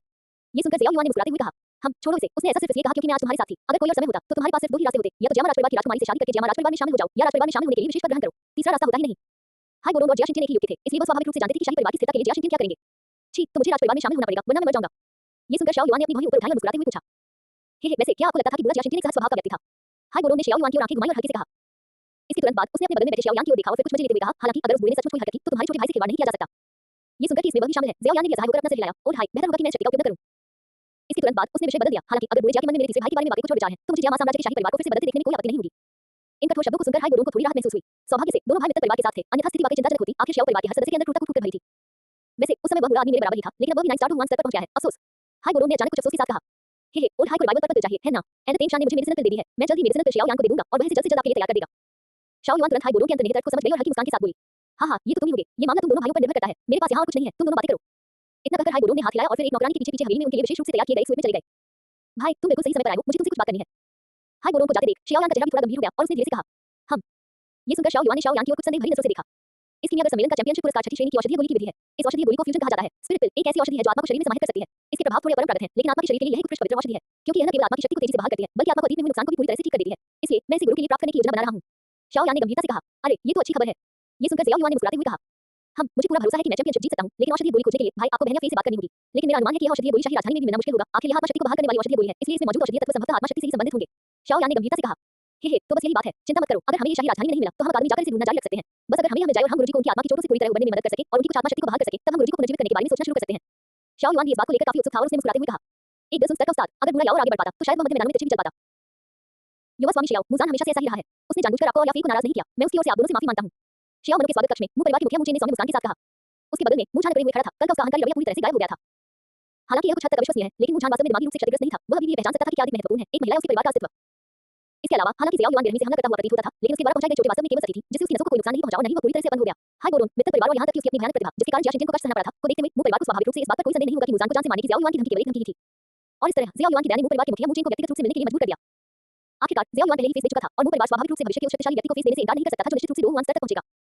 अब तक शाही राजधानी में फलने फूलने में सक्षम होने के कारण मुंह परिवार स्वाभाविक रूप से तथाकथित प्रतिष्ठा के लिए कोई मूर्खतापूर्ण काम नहीं करेगा। इसके अलावा हाय गोरोन की पहचान मित्र परिवार के मुंह परिवार के प्रति रवैये को पूरी तरह से प्रभावित कर सकती थी और यह एक ऐसी कीमत थी जिसे मुंह परिवार आसानी से चुकाने को तैयार नहीं था। कबीले का मुखिया मुचेन मुंह परिवार के मुखिया होने के नाते इस तरह की औपचारिकता की कोई आवश्यकता नहीं है, जिसने भी गलती की है उसे स्वीकार करना चाहिए। मुजान के स्वभाव को देखते हुए जब तक उसे सचमुच कोई नुकसान न हो तब तक उसे रोजाना अनुशासित करना आपके लिए भी मुश्किल होगा। इस बार वह बस सबक सीखेगा। आखिरकार उसके सामने खड़ा मुचेन एक दावबान का महारथी था और शियाओ युआन एक मुजान की वजह से उसे पूरी तरह से दुश्मनी नहीं करेगा। उसने हल्की मुस्कान के साथ जवाब दिया। उसके बगल में बैठा हाय गोरोन उबे हुए भाव से अपनी चाय के कप से खेल रहा था, बोलने का कोई इरादा नहीं दिखा रहा था, जाहिर तौर पर वह चाहता था कि शियाओ युआन खुद ही इस मामले को संभाले। इसके तुरंत बाद ज़ियाओ युआन का लहजा बदल गया और उसने मुस्कुराते हुए कहा, ये स्पष्ट है कि मुजान एक सीधा साधा व्यक्ति है जिसके मन में ज्यादा उलझने नहीं है। फिर भी मैं उसे याद दिलाना चाहता हूं कि भविष्य में जब वो किसी लड़की से मिले जिसे वो पसंद करे तो उसे अपने गुस्से पर काबू रखना चाहिए। या फिर ने मुझे उसके पिछले सभी कामों के बारे में बताया। उसने कहा कि उसने उसे पूरी तरह से अपमानित किया, यहां तक कि उसे घृणा और अरुचि भी महसूस हुई। अगर कोई अप्रत्याशित घटना नहीं होती है तो मुजान मुंह परिवार का स्तंभ होगा और संभवतः अगला कोई प्रमुख भी। दूसरे शब्दों में मुंह परिवार और मेरे शियाओ परिवार जिसमें मित्र परिवार भी शामिल है के बीच भविष्य में होने वाले सभी संभावित सहयोग मुजान द्वारा संभाले जा सकते हैं। मैं मुंह परिवार के आंतरिक मामलों में दखल नहीं देना चाहता, लेकिन मुझे बस यही उम्मीद है कि अगर ऐसा होता है तो समय में परिवार कुछ लोगों की लापरवाही के कारण पतन की ओर न बढ़ जाए। आखिरकार हमारे बीच कोई गहरी दुश्मनी नहीं है। युवा मास्टर शियाओ सचमुच बहुत बुद्धिमान है। कल मुजान की जल्दबाजी भरी हरकतें वाकई उसके अत्यधिक अहंकार और बेगाम स्वभाव का नतीजा थी जो मेरे मुंह परिवार की शक्ति का इस्तेमाल करके मनमानी करने का आदी था। मैं युवा मास्टर शियाओ का आभारी हूं कि उन्होंने उसे सबक सिखाया, जिससे उसे एहसास हुआ कि हमेशा ऐसे लोग होते हैं जो हमसे ज्यादा शक्तिशाली होते हैं। ये सुनकर मुचेन के चेहरे पर खुशी की झलक दिखाई दी और उसने मुस्कुराते हुए अपने हाथों को जोड़ लिया। इसके तुरंत बाद उसका चेहरा बदल गया और उसने अपने बगल में खड़े मुजान की ओर देखा और उसे फटकारा, अरे बदमाश, तुम यंग मास्टर शियाओ से माफी क्यों नहीं मांग रहे हो? ये सुनकर मुजान आगे बढ़ा, अपने हाथों को शियाओ युआन की ओर जोड़कर प्रणाम किया और फिर गहराई से झुक गया। उसका ऊपरी शरीर लगभग जमीन के समानांतर था। कुछ देर बाद उसने अपनी पीठ सीधी की और जोर से कहा, भाई शियाओ, मैंने कल रात आपको नाराज कर दिया था, मुझे उम्मीद है कि आप और भाभी मुझे माफ कर देंगे। हम ये देखकर शियाओ युआन ने हल्के से सिर हिलाया। इस जंगली आदमी का उसे भाई कहना इस बात का प्रमाण था कि वह सचमुच उससे सहमत था। मुझान सतह पर एक तरह से और पीठ पीछे दूसरी तरह से व्यवहार करेगा या नहीं, इस बारे में ज़ियाओ युआन चिंतित नहीं था। शाही राजधानी छोड़ने के बाद या फी की सुरक्षा की गारंटी हाई द्वारा दी जाएगी। मुंह परिवार में किसी के पास भी हाई गोरों की नाक के नीचे या फी को नुकसान पहुंचाने की ताकत नहीं थी। इसके अलावा मित्र परिवार के गुप्त रक्षकों को हल्के में नहीं लिया जा सकता था। इसके अलावा मुजान को नुकसान न पहुंचाने का मकसद मुंह परिवार जैसे बड़े परिवार से टकराव से बचना भी था। आखिरकार अगर शियाओ परिवार शाही राजधानी में लौटकर हिस्सा पाना चाहता तो वे ऐसा कुछ भी नहीं कर सकते थे जिससे बड़ा हंगामा मच जाए। अगर वे आज मुंह परिवार को तबाह कर देते तो कल नानक परिवार, शाही परिवार और यहां तक कि मित्र परिवार में भी असंतोष की आवाजें उठती। वे सबको यूं ही नष्ट नहीं कर सकते थे, है ना? क्या इससे वह पड़ोस का तीसरा भाई बन जाएगा? आपके पास पहले से ही डाउट डेथ और जेपीजी है। बेशक अगर मुजान सचमुच अपना मानसिक संतुलन को बैठा तो हाई का हस्तक्षेप और भी तेज हो सकता था। आखिरकार हाई गोरों की नजरों में अब दोनों भाई शियाओ युआन और शियाओ यान एक ऐसा खजाना थे जिसके लिए सब कुछ दांव पर लगाया जा सकता था। अच्छा, तो मैं अब आपको और परेशान नहीं करूंगा और चलता हूं। इस संग्रहणी अंगूठी में मेरे मुंह परिवार की ओर से कुछ शुभकामनाएं हैं। युवा स्वामी शियाओ, कृपया इन्हें स्वीकार करें। भविष्य में यदि कोई अवसर मिले तो आशा है कि आप इस निर्दयी मुजान को कुछ मार्गदर्शन दे सकेंगे। मुचेन खड़ा हुआ, लापरवाही से एक स्टोरेज रिंग नीचे रखी और फिर अपने हाथों को जोड़कर बोला, ओह, मैं कबीले के मुखिया को विदा कर दूंगा। मुचेन। ये सुनकर ज़ियाओ युआन ने अपना हाथ आगे बढ़ाया और अतिथि को विदा करने का इशारा किया, लेकिन मुचेन के मार्गदर्शन के अनुरोध के बारे में कोई स्पष्ट प्रतिक्रिया नहीं दी। अरे युवा स्वामी शियाओ, आपकी साधना महत्वपूर्ण है, इसलिए ऐसी औपचारिकताओं में समय बर्बाद करने की कोई आवश्यकता नहीं है। मेरे मुंह परिवार का साम्राज्य की सेना में कुछ प्रभाव है। अगर युवा स्वामी शियाओ को कभी किसी चीज की जरूरत हो तो बस मुझसे मुचेन से संपर्क करें। ये देखकर कि शियाओ युआन का उठने का कोई इरादा नहीं था, मुचेन की आंखें थोड़ी सी फड़क उठी और उसने जल्दी से एक वाक्य जोड़ा, हाँ, कबीले के मुखिया मुचेन, आप तो बड़े दयालु हैं। ये जूनियर तो अभी नौजवान है, मैं इतना घमंड कैसे कर सकता हूँ? मैं शीघ्र नहीं बघा रहा, लेकिन अपनी प्रतिभा के साथ मुझे साधना के समय की कोई कमी नहीं है। इसके बाद शियाओ युआन मुस्कुराया और खड़ा हो गया और मुंह परिवार के दोनों सदस्यों को हवेली से बाहर ले गया। कुलपति, यह ज़ियाओ युआन स्पष्ट रूप से एक बात कह रहा है और दूसरी कर रहा है, हम ऐसा क्यों कर रहे हैं? शियाओ मनु से निकलने के बाद मुजान ने उलझन भरे भाव से पूछा, लेकिन मुचेन ने उदास चेहरे के साथ हाथ हिलाकर उसे बीच में ही रोक दिया। बकवास, अगर तुम्हारी मूर्खता न होती तो मुझे इतना अधीन न रहना पड़ता, उपहार और एहसान न देने पड़ते। कल जो हुआ उम्मीद है वो आखिरी बार हो, अगर दोबारा हुआ तो कोई नहीं, मैं तुम्हें सबसे पहले अपाहिज कर दूंगा। मुचेन स्वाभाविक रूप से यह नहीं कहेंगे कि उन्हें जिया शिनजिन का सामना करने जैसा ही शियाओ युआन से एक भयानक आभा का स्पष्ट रूप से एहसास हुआ। हालांकि यह बहुत धुंधला था, लेकिन उन्हें यकीन था कि शियाओ युआन के पास शायद कोई गुप्त तुर्क का पता था। ऐसे व्यक्ति के लिए सबसे अच्छा तरीका यही था कि उसे उकसाया न जाए, भले ही वे दोस्त न बन सके, लेकिन दुश्मन तो बिल्कुल नहीं बन सकते। इसके अलावा आज की बातचीत से ऐसा प्रतीत हुआ कि ज़ियाओ युआन एक सहज स्वभाव का व्यक्ति है, जो दयालुता का जवाब देता है लेकिन जबरदस्ती का नहीं, जो ऐसे व्यक्ति से कहीं बेहतर है जो न तो दयालुता का जवाब देता है और न ही जबरदस्ती का। ये सुनकर मुझान का पूरा शरीर कांपने लगा। फिर उसने कुछ आश्चर्य और अनिश्चितता के साथ शियाओ हवेली की ओर देखा और मुचेन को अपनी आसीन झटकते हुए जाते देख वह भी तेजी से उसके पीछे चल दिया। स्वागत कक्ष में लौटे ही हाय गोरों की आवाज गूंजी, मुझे इस मुचेन के बारे में कुछ धारणा है। तर्कसंगत रूप से उसके व्यक्तित्व को देखते हुए आपको उसे इतने सारे लाभ नहीं मिल पाने चाहिए थे। ये वाकई अजीब है, लेकिन तुम नौजवान, अगर तुम्हारे पास साधना की प्रतिभा न भी होती तो भी तुम परिवार का प्रबंधन करने में शायद बहुत अच्छे होते। हे, उसकी सोच से क्या फर्क पड़ता है? एंड हाई के यहाँ होने से उसका परिवार क्या हलचल मचा सकता है? परिवार संभालने की बात हो तो हाई कृपया मुझे छोड़ दीजिए। मुझे लगता है कि साधना करना ज्यादा आसान है। ओह हाँ, ये पुनर्जीवन बैंगनी गोली है। शियाओ यान ने कल रात इसे बनाने में बहुत मेहनत की थी और वह भी आराम कर रहा है। कल रसायन शास्त्रियों का सम्मेलन है और मैं तुम्हारा रक्षक रहूंगा। कल चलो जिया शिनजिन की आंखें भी खोलते हैं। शियाओ युआन ने उत्कृष्ट गुणवत्ता का एक सेट बॉक्स निकाला और मुस्कुराते हुए उसे हाय गोरों को सौंप दिया। बहुत बढ़िया, मैं ज्यादा धन्यवाद नहीं कहूंगा, आपसे तुम्हारे दोनों बच्चों के मामले मेरे हैं। आगे चलकर मैं शियाओ परिवार की शाही राजधानी में प्रवेश से संबंधित मामलों का भी ध्यान रखूंगा। तुम दोनों निश्चित होकर बाहर जाओ और घूमो फिरो। मैं हाय गोरों शियाओ परिवार की रक्षा करूंगा। हाय गोरों ने जेट बॉक्स लिया, उत्सुकता से उसे खोला और पूरी तरह से बैंगनी रंग की और औषधि ऊर्जा उत्सर्जित करने वाली औषधीय गोली को देखकर वह भी उत्साह से भर गया। फिर उसने गंभीरता से प्रतिज्ञा की, मुझे अदहाई के चरित्र पर पूरा भरोसा है और इसके अलावा मैं आपका उत्तराधिकारी हूं और याफी के साथ मेरे संबंधों को देखते हुए मैं अदहाई के लिए अजनबी नहीं रहूंगा। शिष्टाचार के शब्दों की कोई आवश्यकता नहीं है, सब कुछ मेरे दिल में है। ये सुनकर शियाओ युआन मुस्कुराया और अपनी छाती थपथपाते हुए गंभीरता से बोला, अच्छा। हाय गोरों ने सिर हिलाया और फिर तुरंत रिवाइवल पर्पल का सेवन करने की तैयारी में निकल पड़ा। अगले दिन आसमान नीला था, बादल रहे था और सूरज की गर्मी हल्की थी लेकिन झुलसाने वाली नहीं थी। बीच-बीच में हल्की हवा चलती रही जो शहर की गर्मी को दूर ले जाती थी, जिससे ताजगी का एहसास होता था। जियामा साम्राज्य का एक भव्य आयोजन, रसायन शास्त्री सम्मेलन, जो हर 8 साल में आयोजित होता है, आज से आधिकारिक तौर पर शुरू होगा। जिस क्षण सूर्य की पहली किरण पृथ्वी के अवरोधों को भेदकर इस प्राचीन शहर पर पड़ी, उसी क्षण से किमियारों के वस्त्र पहने हुए आकृतियां दो तीन के समूह में शांत सड़कों पर दिखाई देने लगी। अपनी उच्च सामाजिक स्थिति के कारण रसायन शास्त्री आम लोगों को रोजाना कभी दिखाई देते थे, लेकिन आज रहस्यमय आभा ये रसायन शास्त्री चींटियों की तरह अपने घोंसलों से निकलकर शाही राजधानी के विभिन्न विश्राम स्थलों से लगातार प्रकट हो रहे थे। यद्यपि उनके रास्ते अलग-अलग थे, फिर भी उनका गंतव्य शहर के मध्य में स्थित प्राचीन रसायन शास्त्री संघ था। गामा पवित्र शहर की सभी दुकानें इस विशेष दिन पर सामान्य से पहले खुल गईं। अनगिनत लोग अपने गर्म बिस्तरों से उठकर अपने दरवाजों पर खड़े हो गए और उत्साह और श्रद्धा से भरी आंखों से गलियों में भागते हुए कीमिया रोग के बड़े समूह को निहारने लगे। और इस खास दिन पर प्रतियोगी होने के नाते ज़ियाओ यान स्वाभाविक रूप से जल्दी उठ गया। अपनी अवस्था को चरम सीमा तक समायोजित करने के बाद वह आराम से रसायन के संघ की ओर चल पड़ा। जहां तक xiao yuan और हाई बोरों की बात है, हालांकि वे भाग नहीं रहे थे, फिर भी वीवीआईपी के रूप में सम्मेलन में उपस्थित हो सकते थे।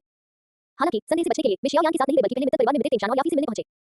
मैं थोड़ा हैरान हूं xiao yan की क्षमताओं को देखते हुए वह फिर भी कीमियागर सम्मेलन में भाग लेने आएगा। यह मेरे लिए किसी महान डो मास्टर प्रतियोगिता में भाग लेने जैसा होगा, ये तो सरासर हार होगी, है ना? रास्ते में हाई बोरों ने कुछ उलझन के साथ xiao yuan से पूछा। एंड हाई बाकी सब बातों को एक तरफ रखते हुए इस सम्मेलन के लिए चैंपियन का पुरस्कार रैंक 6 में रिजनेबल है, जो स्पिरिट का नुस्खा है। ये सुनकर ज़ियाओ युआन ने खिलखिलाकर हंस दिया। हम बुरा नहीं है, उसके स्तर को देखते हुए छठी दर्जे की औषधीय गोली का नुस्खा वाकई काफी आकर्षक है। हाई बोरों ने सहमति में सिर हिलाया, लेकिन फिर कुछ बेबसी से बोला, लेकिन क्या यह एक अनुचित चीज नहीं होगी? ऐसा नहीं है, हालांकि ज़ियाओ यान छठी दर्जे की औषधीय गोलियां बना सकता है, लेकिन रहाई ने जरूर देखा होगा कि यह उसकी छिपी हुई शक्ति का हिस्सा है। ऊपरी तौर पर वह फिलहाल केवल तीसरे या चौथे दर्जे का रसायन है ना? हालांकि मुझे लगता है कि वह चैंपियनशिप जीत सकता है और इसके अलावा उसके लिए यही विशेष प्रकार की साधना भी है। xiao yuan ने शांत भाव से जवाब दिया, मानो उसे गुमराह करने की कोशिश कर रहा हो। याओ लाओ के मामले का खुलासा इस समय बिल्कुल नहीं किया जा सकता। एक तुरुप का पता तभी तुरुप का पता होता है जब उसके बारे में किसी को पता न हो। जो प्रदर्शित हो रहा है वही खुला कार्ड है। जब वह बोल रहा था तो ज़ियाओ युआन की निगाहें सड़क की दोनों ओर घूम गईं और वह थोड़ा चंपित रह गया। उसने देखा कि सुंदर युवतियां धीरे-धीरे बातें कर रही थीं और सड़क पर चल रही कीमियागरों को शर्माती हुई श्रद्धा भरी निगाहों से देख रही थीं। स्पष्ट था कि कल्पनाओं से भरी इन युवा युवतियों के लिए रहस्यमय और गहन कीमियागर चुंबक की तरह थे, जो उनकी निगाहों को अपनी ओर खींच रहे थे। रसायन शास्त्री वास्तव में एक ऐसा पेशा है जिसका सभी सम्मान करते हैं। xiao yuan थोड़ी भावुक हुई बिना नहीं रह सकी। लेकिन सौभाग्यवश वह भविष्य में रसायन विद्या भी सीख सकेगा और तब तक वह स्वाभाविक रूप से ऐसी निगाहों का आनंद ले सकेगा, या शायद उसे तब तक इंतजार भी न करना पड़े। लिसनिंग टू द विंड धीरे से सक्रिय हो गया और उसके कानों में आवाजें गूंजने लगी। जल्दी देखो, सफेद वस्त्र पहने हुए वह युवा स्वामी कितने सुंदर हैं। हे भगवान, ये किसका छोटा मालिक है? उसके बगल में बैठी महिला मित्तल मुख्यालय की नीलामी करता लगती है। मैंने उसे देखा है, उसका नाम याफी लगता है उसकी पहले से ही कोई प्रेमिका है, हमारे पास कोई मौका नहीं है। अरे कितना अफसोस की बात है। कुछ देर सुनने के बाद ज़ियाओ युआन का चेहरा अजीब सा हो गया। उसने पहले सोचा था कि ये लोग कीमियागरों के बारे में बात कर रहे हैं। क्या उन्हें यह उम्मीद नहीं थी कि वे उनकी चर्चा करेंगे? बेतुका, क्या गलत? xiao yuan के चेहरे के भाव में आए बदलाव को देखकर याफी ने भी चिंता से पूछा। अरे कुछ नहीं, मैंने कुछ लोगों को हमारे बारे में बात करते सुना, वे कह रहे थे कि हम स्वर्ग में बनी जोड़ी हैं। xiao yuan को होश आया और उसने मुस्कुराते हुए कहा, हम मुझे लगता है कि तुम खुद ही ऐसा कह रहे हो, है ना? ये सुनकर याफी ने कुछ घमंड भरे लहजे में कहा, हाँ, उन्होंने सचमुच यही कहा। ये सुनकर xiao yuan ने बेशर्मी से कहा, उन्हें ये कहने की जरूरत ही क्यों पड़ेगी, हम तो पहले से ही हैं। ये सुनकर याफी ने मनमोहक मुस्कान बिखेरी और अधिकार जताते हुए अपना हाथ xiao yuan के हाथ में डाल दिया। आसपास से आ रही आहों को सुनकर xiao yuan के चेहरे पर मुस्कान और भी खिल उठी। ये देखकर हाई बोरोंग और मित्र तेंचान दोनों मुस्कुराए और सिर हिलाया। xiao yuan और याफी को इतना जोशीला देखकर उन्हें और भी राहत मिली। परिवार का भविष्य उज्जवल था। अध्याय 132 असहाय रात। जब ज़ियाओ युआन और उसका समूह शाही चौक पर पहुंचा जहां कीमियागरों का सम्मेलन हो रहा था, तो ज़ियाओ युआन उस विशाल चौक को देखकर दंग रह गया जो दूर-दूर तक फैला हुआ था। ये रॉयल प्लाजा वास्तव में एक भव्य प्लाजा था, इसकी तुलना में भूटान शहर का केंद्रीय प्लाजा बिल्कुल नगण्य था। उसकी निगाहें विशाल चौक पर घूम गईं और ज़ियाओ युआन ने देखा कि यह हजारों नीले पत्थरों के चबूतरों से बड़े करीने से सजा हुआ था। ये चबूतरे बिखरे हुए थे फिर भी बेहद व्यवस्थित थे और पहली नजर में वे नीले पत्थरों की एक स्थिर सेना की तरह लग रहे थे। हालांकि प्रतियोगिता में भाग लेने वाले कई कीमियागर पहले से ही चौक में नीले पत्थर के प्लेटफार्मों पर चुपचाप बैठे हुए प्रतियोगिता शुरू होने की प्रतीक्षा करते हुए देखे जा सकते थे। वीआईपी होने के नाते ज़ियाओ युआन और अन्य लोगों के लिए स्वाभाविक रूप से आरक्षित सीटें थीं। हाई बोरोंग और मित्र तेंचान के बाद ज़ियाओ युआन और याफी वीआईपी अनुभाग की पहली पंक्ति में पहुंचे। वहां पहले से ही लोगों की एक पंक्ति बैठी थी, लेकिन ज़ियाओ युआन का ध्यान सबसे ज्यादा बैंगनी रंग के रसायन के चोगे में लिपटे एक बूढ़े व्यक्ति पर गया। उसकी छाती पर 5 रंगी औषधि पात्र का प्रतीक चिन्ह देखकर यह स्पष्ट था कि वह 5वें रैंक का सैनिक था। कीमियागर संभवतः ये व्यक्ति जियामा साम्राज्य के राष्ट्रपति फामा थे। कीमियागर संघ छठी रैंक से कम होने के बावजूद जियामा साम्राज्य के औषधि जगत में फामा की प्रतिष्ठा औषधि राजा गूंगे के बराबर थी। आखिरकार इतने वर्षों के अनुभव से प्राप्त ज्ञान और अनुभव की बराबरी गूंगे जैसा कनिष्ठ व्यक्ति नहीं कर सकता था। अरे वाह, ये बूढ़ा अभी तक मरा नहीं, ये बूढ़े लोग तो पिछले वाले से भी ज्यादा प्रतिभाशाली हैं। हाई बोरोंग ने अपनी आंखें से खोलीं और धीरे से हंस पड़ा। उनके बगल में बैठे मित्र तेंचान को इस विषय पर प्रतिक्रिया देना असहज लगा और वे चुप रहे। मरने से बेहतर है जिंदा रहना, xiao yuan ने मुस्कुराते हुए कहा और बातचीत को आगे बढ़ाया। ओ गाइस, क्या तुम अभी तक जीवित नहीं हो? जैसे कि उसने हाई बोरोंग के शब्द सुन लिए हों, फामा की आवाज अचानक सुनाई दी। इस पर उनके आसपास मौजूद कई लोगों ने अपनी निगाहें उनकी ओर घुमाई, जाहिर तौर पर वे हाई बोरोंग की पहचान जानने में काफी दिलचस्पी दिखा रहे थे। हाँ, अगर तुम मरे नहीं हो तो मैं पहले कैसे जा सकता हूँ? ये सुनकर हाई बोरोंग पलक झपकते ही फामा के पास पहुंच गया और बैठ गया, हल्की सी मुस्कान के साथ बोला, मुझे लगा था कि रानी मिर्जा ने तुम्हें मार डाला होगा, लेकिन कल रात जिया शिनचिन के साथ तुम्हारी लड़ाई ने मुझे सचमुच चौंका दिया। मुझे उम्मीद नहीं थी कि तुम मिर्जा से बच पाओगे। ये सुनकर फामा ने अपना सिर हिलाया और भावुक होकर आह भरी, छी, मैं किस्मत वाली थी कि बच गई, वह औरत सचमुच बहुत डरावनी है। हाई बोरोंग ने बचे हुए डर से अपने होठों को चाटा, फिर अचानक उसे ठंडक महसूस हुई और वह कांपने लगा। तुम तो वाकई बड़े मजबूत हो, लेकिन अच्छा है कि तुम अभी भी जीवित हो, कम से कम मेरे जैसे बुरे आदमी को ज्यादा अकेलापन तो नहीं झेलना पड़ेगा। हाँ। इस पर फामा का चेहरा एक सूखे पेड़ की तरह फड़क उठा और बदल खोकर हंस पड़ा। वैसे मैंने सुना है कि आपने एक शिष्य को अपना शिष्य बनाया है, ये वही नौजवान होगा, है ना? उसकी आत्मशक्ति तो वाकई बहुत जबरदस्त है। एक साधारण तृतीय श्रेणी के शिष्य के लिए भी किसी रसायन शास्त्री के पास शायद इतनी शक्तिशाली आत्मिक शक्ति नहीं होती। इसके तुरंत बाद फामा ने xiao yuan की ओर देखा और मुस्कुराते हुए कहा, वाह, आपकी रसायन शास्त्रियों की समझ तो वाकई बहुत तेज है। इस पर हाई बोरोंग ने मुंह बनाया, लेकिन उसकी आंखों में डर की झलक साफ दिखाई दे रही थी। आखिरकार वो xiao yuan को शिष्य के रूप में पाकर काफी संतुष्ट था। राष्ट्रपति फामा को नमस्कार। बातचीत का रुख अपनी ओर मुड़ते देख ज़ियाओ युआन ने न तो विनम्रता से और न ही अहंकारी भाव से सिर झुकाया और मुस्कुराते हुए कहा। फामा ने इस पर सिर हिलाया, फिर xiao yuan को दोबारा देखा। तुरंत बाद उसकी आंखें थोड़ी सी खुल गईं और उसकी बोझ शक्ति लगातार xiao yuan पर घूमती रही, उसकी आंखों में संदेह की झलक दिखाई दी। xiao yuan की आत्मशक्ति में उसने स्पष्ट रूप से एक परिचित आभा का पता लगाया, लेकिन क्योंकि यह बहुत दूरी थी इसलिए उसने इसकी पुष्टि करने का साहस नहीं किया। हालांकि उस आभा का स्वामी एक महान रसायन शास्त्री था जिसे बहुत समय मिला था। अगर वह वरिष्ठ गुरु न होते तो शायद वह अपनी वर्तमान ऊंचाई तक न पहुंच पाता। हालांकि केवल छोटा सा परिचित एहसास इस बात की पुष्टि करने के लिए पर्याप्त नहीं था। लेकिन ये कितना अजीब है, आखिर इस बच्चे के भीतर इतनी अपार शक्ति क्यों है? छानबीन के बाद फामा को सीनियर का कोई सुराग नहीं मिला, लेकिन वही देखकर हैरान रह गया कि xiao yuan के शरीर में वास्तव में एक अत्यंत विशाल शक्ति समाहित थी। अगर वह शक्ति अचानक प्रकट हो जाए तो शायद वह भी उसका मुकाबला न कर पाए। कितना रहस्यमय नौजवान है। मन ही मन भरने के बाद फामा मुस्कुराया और कुछ कहने ही वाला था कि अचानक उसने अपनी भौहें ऊपर उठाई और पास के एक गलियारे की ओर देखा। हाँ, बूढ़े हाई, तुम और तुम्हारा शिष्य तो काफी जल्दी आ गए। एक बूढ़े व्यक्ति की हंसी सुनाई दी। हालांकि ज़ियाओ युआन को पीछे मुड़ने की जरूरत नहीं थी, वह जानता था कि आवाज जिया शिनचिन की है, फिर भी शिष्टाचार वश उसने अपना सिर घुमाकर देखा। उसने देखा कि सफेद बालों वाला बूढ़ा व्यक्ति साधारण भांग के वस्त्र में मुस्कुराते हुए पास आ रहा है। उसकी दाढ़ी पिछली रात की पहली मुलाकात की तुलना में काफी छोटी हो गई थी। जिया शिनचिन को देखकर फामा के आसपास के लोग आश्चर्यचकित रह गए। ये तो सबको पता ही होगा कि रसायन शास्त्रियों का सम्मेलन एक प्रांतीय सभा थी, लेकिन जिया शिनचिन को फिलहाल शाही परिवार का संरक्षक माना जाता था और वे आमतौर पर सार्वजनिक रूप से नहीं आते थे। आज कौन सी ऐसी परिस्थिति बन गई थी कि यह अनुभवी प्रतिभावान व्यक्ति भी यहाँ आ गया था। हालांकि ज़ियाओ युआन का ध्यान बूढ़े जिया शिनचिन पर नहीं था। उसकी नजर उनसे आगे निकल गई और उसने उस छोटी राजकुमारी को देखा जिसे वह कल भोज में मिला था। आज छोटी राजकुमारी ने हल्के हरे रंग का कीमियागर का चोला पहना हुआ था। गीले कपड़ों पर कढ़ाई किए हुए रेशमी कमल के फूल उसकी सुंदरता को और भी बढ़ा रहे थे। हालांकि पिछली रात की शुरुआती जानकारी से ही ज़ियाओ युआन जान गया था कि दिखने में इतनी शांति लड़की असल में बहुत शरारती है। उसके बगल में एक लंबी महिला खड़ी थी जिसने आलीशान जटाधारी वस्त्र पहन रखा था। इस महिला का चेहरा कुछ हद तक छोटी राजकुमारी से मिलता जुलता था, लेकिन वह कहीं अधिक शांत और सुंदर प्रतीत होती थी और उस शीतल सुंदरता के भीतर शाही परिवार द्वारा विकसित एक गरिमा में आभा भी थी। थोड़ी अपरिपक्व छोटी राजकुमारी की तुलना में इस महिला में निसंदेह अधिक परिपक्व आकर्षण था और वह अधिक मोह थी। हालांकि ज़ियाओ युआन ने अपनी निगाहें हटा ली और जिया शिनचिन की ओर देखते हुए मुस्कुराते हुए कहा, बूढ़ी जिया, तुम भी ज्यादा देर से नहीं आए। हाँ हाँ, ये सुनकर जिया शिनचेन मुस्कुराई, फिर आगे बढ़कर हाई बोरोंग और फामा की ओर देखते हुए दिल खोलकर हंसी। मुझे उम्मीद नहीं थी कि हम तीनों को फिर से एक साथ मिलने का मौका मिलेगा। ये सचमुच किस्मत की बात है। ये तो वाकई किस्मत की बात है, फामा ने हंसते हुए कहा। पुरानी प्रतिभाशाली, मुझे उम्मीद नहीं थी कि तुम आज सम्मेलन देखने आओगे। मुझे याद है कि तुम्हें इस तरह की प्रतियोगिताएं पसंद नहीं आती। दर्शकों तक चिपकर रहने के बाद कभी कभार बाहर निकलकर दुनिया देखना अच्छा लगता है। बूढ़े जिया मुस्कुराए, फिर xiao युआन की ओर मुड़े और उसके पीछे खड़ी परिपक्व और गंभीर महिला की ओर इशारा करते हुए मुस्कुराते हुए बोले, युवक तुम यूएसए मिल चुके होगे। ये यूए की बड़ी बहन लाओ ये है, जो सम्मेलन की सुरक्षा और व्यवस्था की जिम्मेदारी संभालती है। अंदर और बाहर के सभी 50,000 सैनिक उन्हीं के नियंत्रण में हैं। इस पर xiao युआन ने लाओ ये की ओर एक दोस्ताना नजर डाली और विनम्रता से मुस्कुराई। जो लोग वास्तव में शरारत करने की योजना बना रहे थे, उन्हें 50,000 सैनिकों की परवाह नहीं होगी, लेकिन 50,000 सैनिकों को स्वतंत्र रूप से तैनात करने और उन्हें कुशलतापूर्वक और व्यवस्थित रूप से प्रबंधित करने की क्षमता से यह स्पष्ट था कि याओ की क्षमताओं को कम नहीं आंका जाना चाहिए। हालांकि xiao युआन ने बहन या फे का हाथ पकड़ रखा था और अपने दिल में काफी गर्व महसूस कर रहा था। सिस्टर फे की तुलना में ये याओ अभी भी थोड़ी कमतर थी। याओ ये वही xiao युआन है जिसके बारे में मैंने तुम्हें बताया था, ओल्ड हाई का शिष्य। उसकी ताकत वाकई असाधारण है। कल रात को मुझे भी इस लड़के के हाथों कुछ नुकसान उठाना पड़ा। जिया शिनचेन ने xiao युआन की ओर इशारा करते हुए मुस्कुराते हुए अपने पीछे खड़ी उदासी महिला से कहा। इस पर उनके बगल में बैठी छोटी राजकुमारी ने भी चुपचाप अपनी जीभ बाहर निकाल दी। कल रात xiao युआन के भयानक हमले ने उसे भी चौंका दिया था। नमस्कार श्रीमान xiao युआन। उस गंभीर स्वभाव वाली महिला की खूबसूरत निगाहें xiao युआन पर टिक गई और उन्होंने मुस्कुराते हुए अपना कोमल हाथ आगे बढ़ाया। उनकी इस क्षणिक मुस्कान ने वीआईपी सीटों के आसपास बैठे कुछ रईस युवकों को विचलित कर दिया। उन्हें शायद ही कभी इतना सौभाग्य प्राप्त हुआ था कि वे आमतौर पर गंभीर रहने वाली महान राजकुमारी को किसी के साथ इस तरह का व्यवहार करते हुए देख सके। नमस्कार राजकुमारी याओ ये उद्धरण चिन्ह। xiao युआन मुस्कुराया, फिर उसने अपना दूसरा हाथ बढ़ाया और शिष्टाचार वश कोमल हठी रहे के हाथ को हल्के से पकड़ा, फिर तुरंत छोड़ दिया। श्री xiao युआन की प्रतिभा ने तो परदादाजी को भी चकित कर दिया है। याओ ये हमेशा से श्री xiao युआन जैसे शक्तिशाली व्यक्तियों का सम्मान करते आए हैं। क्या हम कभी थोड़ी देर अभ्यास करने का समय निकाल सकते हैं? याओ ये ने हाथ पीछे खींचते हुए मुस्कुराते हुए पूछा। हाँ हाँ राजकुमारी याओ ये मेरी बहुत ज्यादा तारीफ कर रही हैं। मेरे जैसे मामूली दाव के साथ मैं बूढ़े जिया के सामने खुद को एक शक्तिशाली व्यक्ति कहने की हिम्मत कैसे कर सकता हूँ? इस पर xiao युआन ने हल्की सी मुस्कान के साथ जवाब दिया। इस पर जिया शिनचेन ने हाई बोरोंग की ओर मुस्कुराते हुए कहा, हे आपके शिष्य शब्द सचमुच आपके पुराने व्यवहार को दर्शाते हैं। हम जलन हो रही है। इस पर हाई बोरोंग ने ऐसा दिखाया मानो उसने छिपे हुए अर्थ को सुना ही न हो, बल्कि कांपते हुए थोड़ी सी आत्मसंतुष्टि के साथ कहा। ये देखकर जिया शिनचेन ने भी लाचारी से अपना सिर हिलाया। अब इस बर्फ के टुकड़े से बहस करने में उसे बहुत आलस आ रहा था। याओ ये जिसे विनम्रतापूर्वक मना कर दिया गया था, xiao युआन के बारे में कुछ हद तक उत्सुक हो गया। आम लोग या तो उसकी प्रतिष्ठा के कारण उसके पास जाने की हिम्मत नहीं करते थे या फिर उसकी कृपा पाने के लिए आते थे। xiao युआन जैसी कोई जो अपने परदादा जैसे शक्तिशाली दाऊआन युद्ध सम्राट के सामने शाही परिवार की प्रतिष्ठा की अवहेलना करने का साहस रखती थी, वास्तव में दुर्लभ थी। फिर भी याओ ये समझ गई थी कि xiao युआन के मन में शाही परिवार के प्रति कोई दुर्भावना नहीं थी। उसका वर्तमान व्यवहार ऐसा लग रहा था मानो वह उससे संबंध रखना ही नहीं चाहता हो। क्या ये या फी की वजह से है? याओ ये ने xiao युआन के बाएं हाथ को देखा, जिसने अभी का हाथ पकड़ रखा था, और उसे अचानक थोड़ी झुंझलाहट महसूस हुई। क्या उसने शक से बचने के लिए उसे सम्मान नहीं दिया? क्या उसका अपना इरादा वाकई इतना बुरा था? हालांकि परदादा झूठ नहीं बोलेंगे और यूए ने भी कल यही कहा था। लगता है कि xiao युआन की प्रतिभा वाकई दोस्ती करने लायक है। अब हनी ट्रैप का इस्तेमाल करने की बात करें तो सच कहें तो xiao युआन के रूप रंग को देखते हुए उनके सामने किसी खूबसूरत कहा जा सकता है। याओ ये के मन में निराशा की भावना उत्पन्न हुई। इस कारण से उसका प्रारंभिक लक्ष्य हासिल न हो पाना वास्तव में थोड़ा अन्यायपूर्ण था। लेकिन जब याओ ये ने देखा कि xiao युआन ने अपना सिर घुमा लिया था और अब वो उसकी तरफ ध्यान नहीं दे रहा था, तो उसे पहली बार एहसास हुआ कि उसे भी नहीं पता कि क्या कहना है। जैसे जैसे समय बीतता गया, अधिक से अधिक किमियागर उन रास्तों से बाहर निकलने लगे और फिर उन्हें प्राप्त हुए परीक्षण चिन्हों के अनुसार उन्होंने अपने स्थानों की खोज की। इसी दौरान अन्य दो महान परिवारों के लोग भी आ गए, जिससे काफी हलचल मच गई। आखिरकार शाही राजधानी के प्रमुख परिवारों के रूप में वे जहां भी जाते थे सबका ध्यान आकर्षित करते थे। मुंह परिवार के बारे में ज्यादा कुछ कहने की जरूरत नहीं थी। नालन परिवार के नालन जी अपने भावों से उबर चुके थे और क्लाव में संप्रदाय की भावी उत्तराधिकारी नालन यानरान, जो दिखने में भी बेहद खूबसूरत थी, स्वाभाविक रूप से सबका ध्यान आकर्षित कर रही थी। इसके बाद शिष्टाचार का दौर अपरिहार्य था, इसलिए xiao युआन ने सोने का नाटक करते हुए अपना सिर याफी के कंधे पर रख दिया। याफी को इस तरह के मामलों को संभालने की आदत थी और स्वाभाविक रूप से ऐसी स्थिति में उसे कोई परेशानी नहीं होनी चाहिए थी। लेकिन xiao युआन की सहजता देखकर उसे अचानक एक विचार आया, इसलिए उसने भी अपनी आंखें बंद कर ली और xiao युआन के सिर पर सिर रख दिया। दोनों ने सबके सामने सोने का नाटक किया। हाई बोरोंग और मित्र तेंगशान ने ये दृश्य देखकर अपना सिर हिलाया। वे बिल्कुल अवाक रह गए, ये युवा लोग। लेकिन दोनों बुजुर्ग इतने समझदार भी थे कि उन्होंने दोनों नौजवानों के लिए बहाने बना लिए। मित्र तेंगशान एक बात थी, लेकिन हाई बोरोंग एक असली दाऊआन युद्ध सम्राट था, इसलिए मुचेन और नालन जी ने स्वाभाविक रूप से उसकी उपेक्षा करने की हिम्मत नहीं की। उन्होंने तुरंत जो तुम कहो वही होगा वाला रवैया अपना लिया और सचमुच याफी और xiao युआन को नजरअंदाज कर दिया जो झपकी लेने का नाटक कर रहे थे। हालांकि याफी और xiao युआन के अंतरंग रूप को देखकर नालन यानरान के दिल में एक अजीब सी रुकावट सी महसूस हुई, लेकिन वह हमेशा अपनी निगाहें उन पर डालने से खुद को रोक नहीं पाई। xiao युआन भी ब्लैक रॉक सिटी से दोनों महान गुरुओं के पीछे पीछे वीआईपी सीटों तक गया। ये देखकर कि उसका भाई और भाभी दोनों सोने का नाटक कर रहे थे, वह उन्हें परेशान करने के लिए आगे नहीं बढ़ा। कुछ औपचारिक अभिवादन करने और बैठने के बाद xiao युआन की आवाज उसके कानों तक पहुंची, शुभकामनाएं। कुछ समय बाद आसपास का शोर धीरे धीरे कम हो गया और एक तेज घंटी की आवाज गूंजी जो पूरे चौक में गूंजती रही। फामा ने बिना किसी हड़बड़ी के उठकर धीरे धीरे वीआईपी सीटों की ओर प्रस्थान किया। उनकी निगाहें नीचे नीले पत्थर के चबूतरे पर बैठे हजारों रसायन शास्त्रियों पर पड़ी। इस समय 2000 से अधिक रसायन शास्त्रियों ने भी ऊपर देखा और जियामा साम्राज्य के औषधि जगत में सर्वोच्च प्रतिष्ठा प्राप्त इस वृद्ध व्यक्ति के प्रति आदरपूर्ण दृष्टि डाली। जियामा साम्राज्य के राष्ट्रपति के नाम पर अल्केमिस्ट गिल्ड मैं 7वें अल्केमिस्ट सम्मेलन को खुला घोषित करता हूं। धमाका। पूरा स्थल उत्साह से भर उठा और जयकारे नौ आकाशों में गूंज उठे। वीआईपी मंच के अग्रभाग पर खड़े होकर फामा ने चाहत हर राजा को निहारा। कुछ देर बाद वह मुस्कुराए और बोले, अब सभी प्रतिभागी कृपया अपनी अपनी सीटों पर बैठ जाएं। हालांकि उस समय चौक इतना शोरगुल भरा था कि घंटी की आवाज भी मुश्किल से सुनाई दे रही थी, फिर भी फामा की मधुर हंसी सबके कानों में गूंज रही थी। इससे पता चलता था कि जीवन के अंतिम पड़ाव पर पहुंच चुके ये बुजुर्ग भी बेहद प्रभावशाली थे। फामा की बातें सुनकर कई रसायन शास्त्री तुरंत वीआईपी सीटों से उठ खड़े हुए। इनमें से अधिकांश रसायन शास्त्रियों को शक्तिशाली गुटों द्वारा प्रशिक्षित या भर्ती किया गया था। अपने सहयोगी बलों के समर्थन के कारण इन रसायन शास्त्रियों का पद सामान्यतः स्वतंत्र रसायन शास्त्रियों की तुलना में थोड़ा ऊंचा था। ऊंचा चबूतरा नीचे के चौक से दर्जनों मीटर ऊपर था। इतनी ऊंचाई पर ये युवा जिनकी शारीरिक क्षमता भी केवल 2 मास्टर या 2 प्रैक्टिशनर स्तर की थी के लिए यह बहुत मुश्किल था। रैंक के अधिकारी स्वाभाविक रूप से सीधे नीचे कूदने की हिम्मत नहीं कर रहे थे। इसलिए वीआईपी सेक्शन के गलियारे की दोनों ओर प्लाजा की ओर जाने वाली सीढ़ियां विशेष रूप से बनाई गई थी। इस समय वे अनगिनत निगाहों के बीच धीरे धीरे एक एक करके नीचे उतर रहे थे। हाँ हाँ लियू लिंग, लिटिल यूए, xiao यान, आप सभी अपनी अपनी जगह पर जाइए। आपके शानदार आंतरिक परीक्षांकों के कारण ये पद आपके ही हैं। ये पद आपको पूरे आयोजन स्थल का आकर्षण बना देंगे। फामा ने चौक के मध्य भाग की ओर उंगली से इशारा किया। वहां लगभग 10 बड़े नीले पत्थर के चबूतरे खड़े थे। ये चबूतरे न केवल अन्य चबूतरों से अधिक विशाल थे, बल्कि इनकी नींव भी बाकी चबूतरों से थोड़ी ऊंची प्रतीत होती थी। मुर्गियों के बीच सारस की तरह अलग दिखने वाली यह अनूठी स्थिति स्वाभाविक रूप से इस पर खड़े व्यक्ति को पूरे स्थल का केंद्र बना देती थी। xiao युआन और याफी ने एक साथ अपनी आंखें खोली और उनकी नजर xiao यान और अन्य दो लोगों पर पड़ी जो अपने अपने तरीकों का इस्तेमाल करते हुए ऊंचे चबूतरे से नीचे कूद रहे थे। अध्याय 133 xiao युआन की संभावनाएं। चूंकि xiao युआन ने पहले ही रसायन शास्त्र में हाथ आजमाना शुरू कर दिया था, इसलिए उसने एक नजर में ही पहचान लिया कि इस मूल्यांकन के लिए आवश्यक औषधीय गोली एक उपचार प्रकार की 2 श्रेणी की औषधीय गोली होनी चाहिए। हालांकि इस तरह की एक सामान्य औषधीय गोली अगर बाजार में बेची जाए तो शायद कुछ 1,000 सोने के सिक्कों के बराबर ही होगी, जो निस्संदेह उन औषधीय गोलियों की तुलना में बहुत कम मूल्यवान है जो रोज चीज को बढ़ा सकती हैं। इस औषधीय गोली में 6 औषधीय तत्व शामिल हैं जो सभी आम औषधीय जड़ी बूटियां प्रतीत होती हैं। इनके प्राथमिक प्रभाव हड्डियों को मजबूत करना, आंतरिक चोटों को ठीक करना और आंतरिक रक्तस्राव को रोकना है। स्पष्टतः इस औषधीय गोली का उद्देश्य अत्यंत गंभीर आंतरिक चोटों का इलाज करना है। हालांकि बाजार में मिलने वाली आम औषधीय गोलियों में ऐसा कोई फॉर्मूला नहीं है। जाहिर है यह एक नई तरह की औषधि है जिसे विशेष रूप से कीमियागर संघ ने इस प्रतियोगिता के लिए तैयार किया है। एक तरह से ये सम्मेलन में भाग लेने वाले सभी कीमियागरों को 2 श्रेणी की औषधीय गोली का फॉर्मूला मुफ्त में देने के बराबर है। जियामा साम्राज्य में इसे एक महत्वपूर्ण कदम माना जाता है। औषधीय गोलियों की विविधता तो है, लेकिन अंततः उनका लक्ष्य एक ही होता है। इन औषधियों को बनाने की विधियां काफी हद तक समान है, केवल जटिलता में अंतर है। अंततः 2 श्रेणी की औषधीय गोली 2 श्रेणी की ही होती है और इसकी कठिनाई भी 2 श्रेणी की मानक के बराबर ही होती है। xiao यान की वर्तमान शक्ति को देखते हुए इस नई औषधीय गोली को बनाने में शायद ही कोई कठिनाई होगी। आखिरकार xiao यान एक ऐसा शिष्य है जो याओ चेन जैसे महान रसायन शास्त्री को भी संतुष्ट कर सकता है। उसके लिए ऐसी परीक्षा आसान है।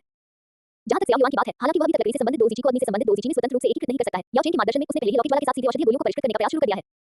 कीमियागर बनने के लिए सबसे पहले व्यक्ति में अग्नि तत्व होना चाहिए और दूसरा अग्नि शरीर के भीतर कीमिया के प्रेरक के रूप में कार्य करने के लिए लकड़ी की ऊर्जा का एक अंश होना चाहिए।